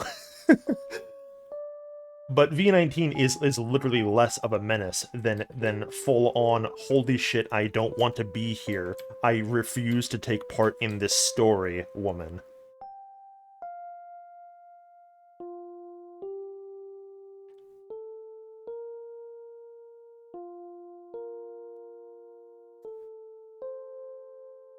In the initial episode 3 stream, I'm one of the titles was me claiming that fucking Q84 was neutral evil. Thinking about it, I think that's an alignment error. I think V19 would probably be neutral evil. Q84, it has to be she's on like the chaotic line, but she's like got to be like chaotic neutral, right? Like she just says, no, I'm not going to proceed with what you want, and if you force me to do it, I'm going to do something to fuck with you.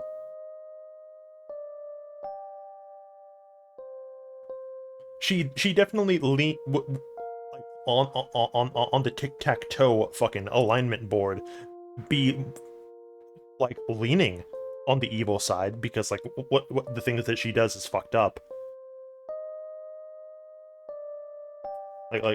She is not like fucking center of the board like chaotic neutral, but she definitely is like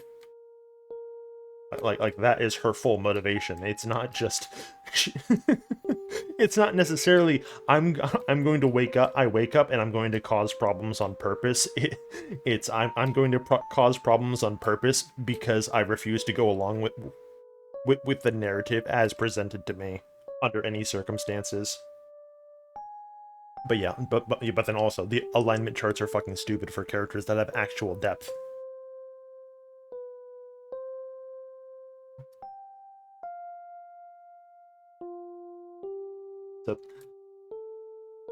So going back to like the funny tenants thing, the only point in which it is actually made clear that both at the very least the tenants, if not the Scarlet and the Charlotte that Scarlet is looking for, are different is at the very end when Bennett under Huxley's orders fucking just tosses her in the fucking thing, right?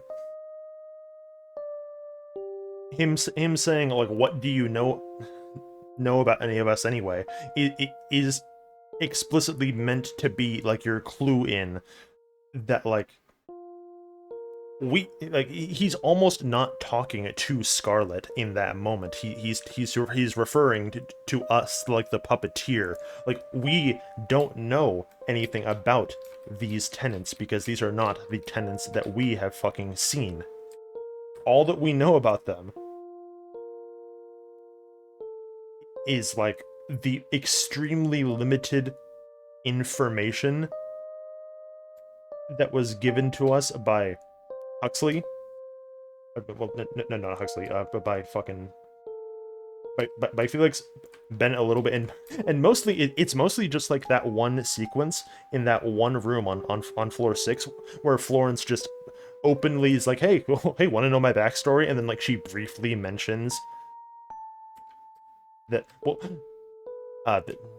like just a mere like snippet of Bennett's backstory, but also the snippet of Bennett's thing in Florence's backstory that she mentions literally does not click in at all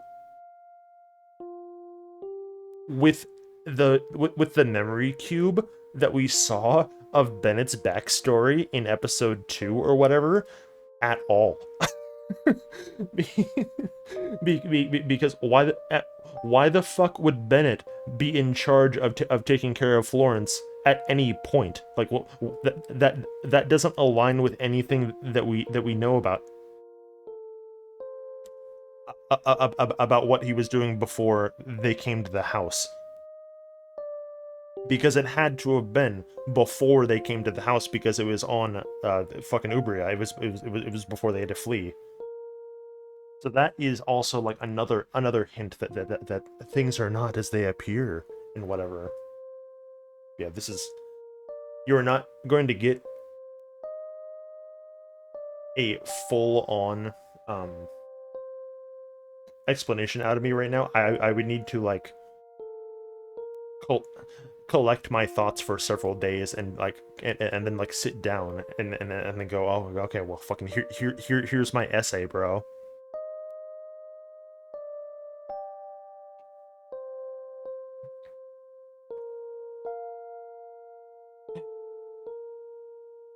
What a good game. Wish I knew what the fuck it meant.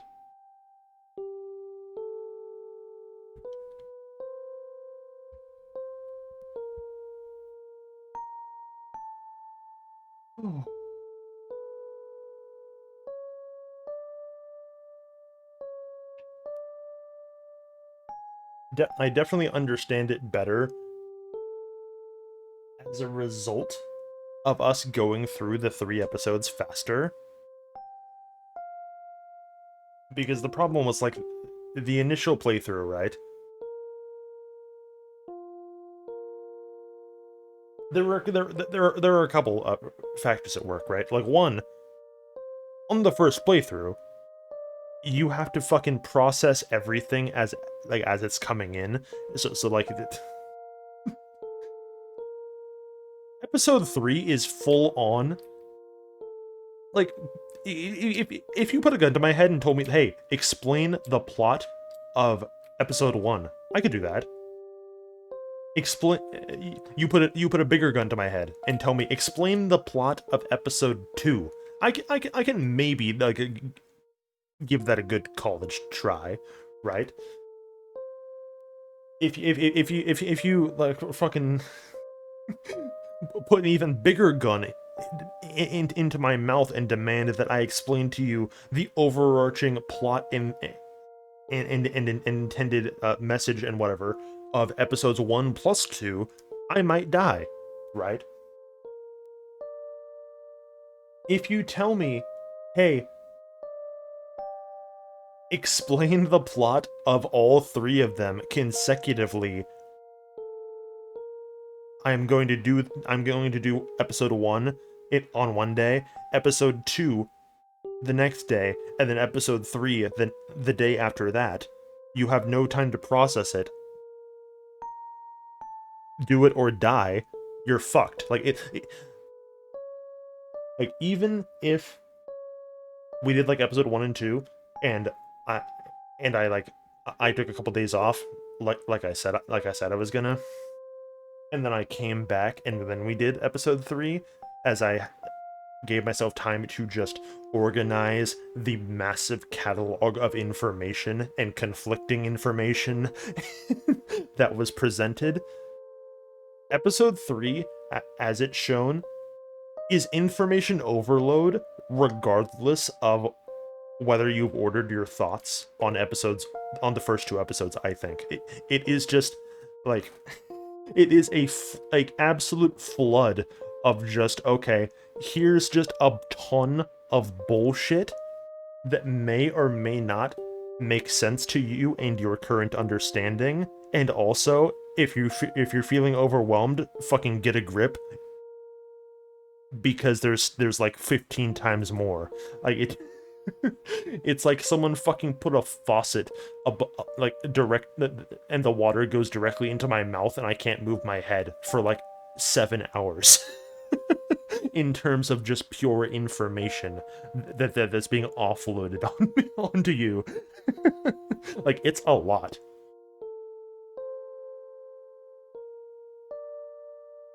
Oh.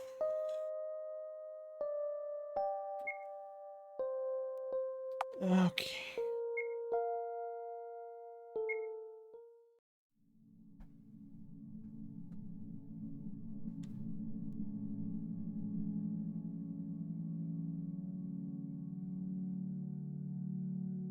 Yeah, it is. It is. I would definitely argue this is intentionally made to like this to be confusing, to force you to think about it, because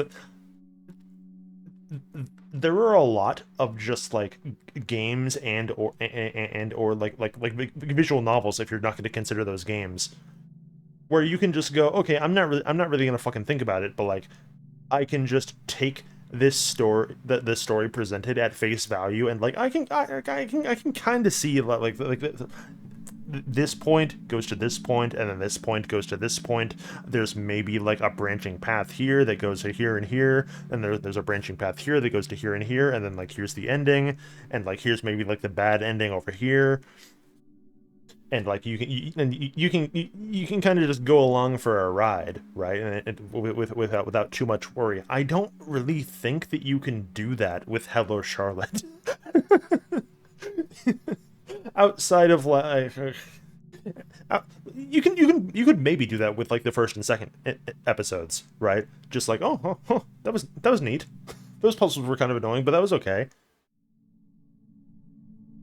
You boot this shit up, like you cannot just go, huh, that was weird, click. Like, it is intentionally designed for, okay, what does that mean, dickhead? What does any of this fucking mean? This will be on the test, tell me now. Which is kind of stressful, a little bit. Okay, hold on. So, this is the bad end save thing. If you load it up, literally nothing happens. If we load this one, then it just puts us back here.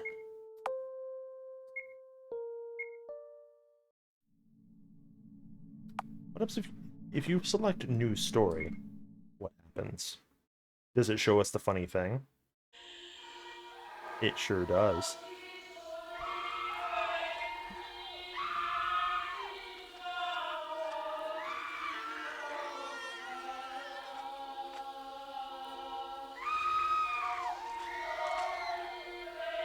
So we are no longer allowed to replay the video game. You have to scrub your entire save thing if you want to play the game again, which is what I had to do a couple days ago in order to facilitate this. So I didn't know what the fuck this meant. But these are the White Society members having been made into fucking soul vessels for Scarlet, and that's why they're all like this.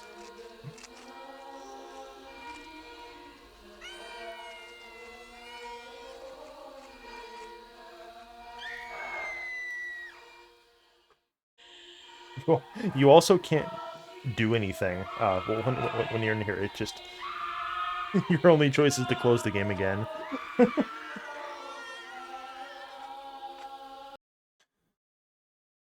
But yeah,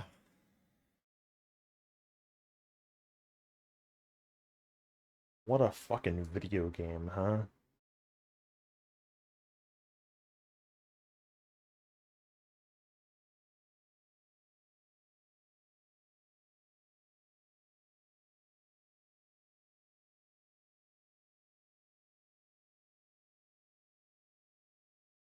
Never before have I played a video game in which the main character says "you retard" to,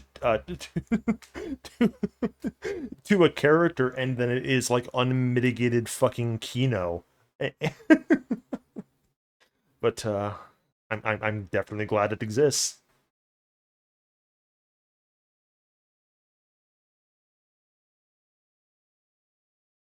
Okay, so then I don't actually need to save that file and fucking save.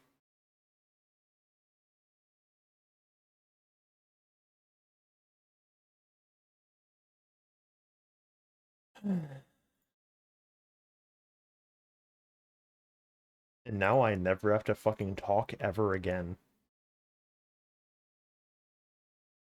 Thank goodness.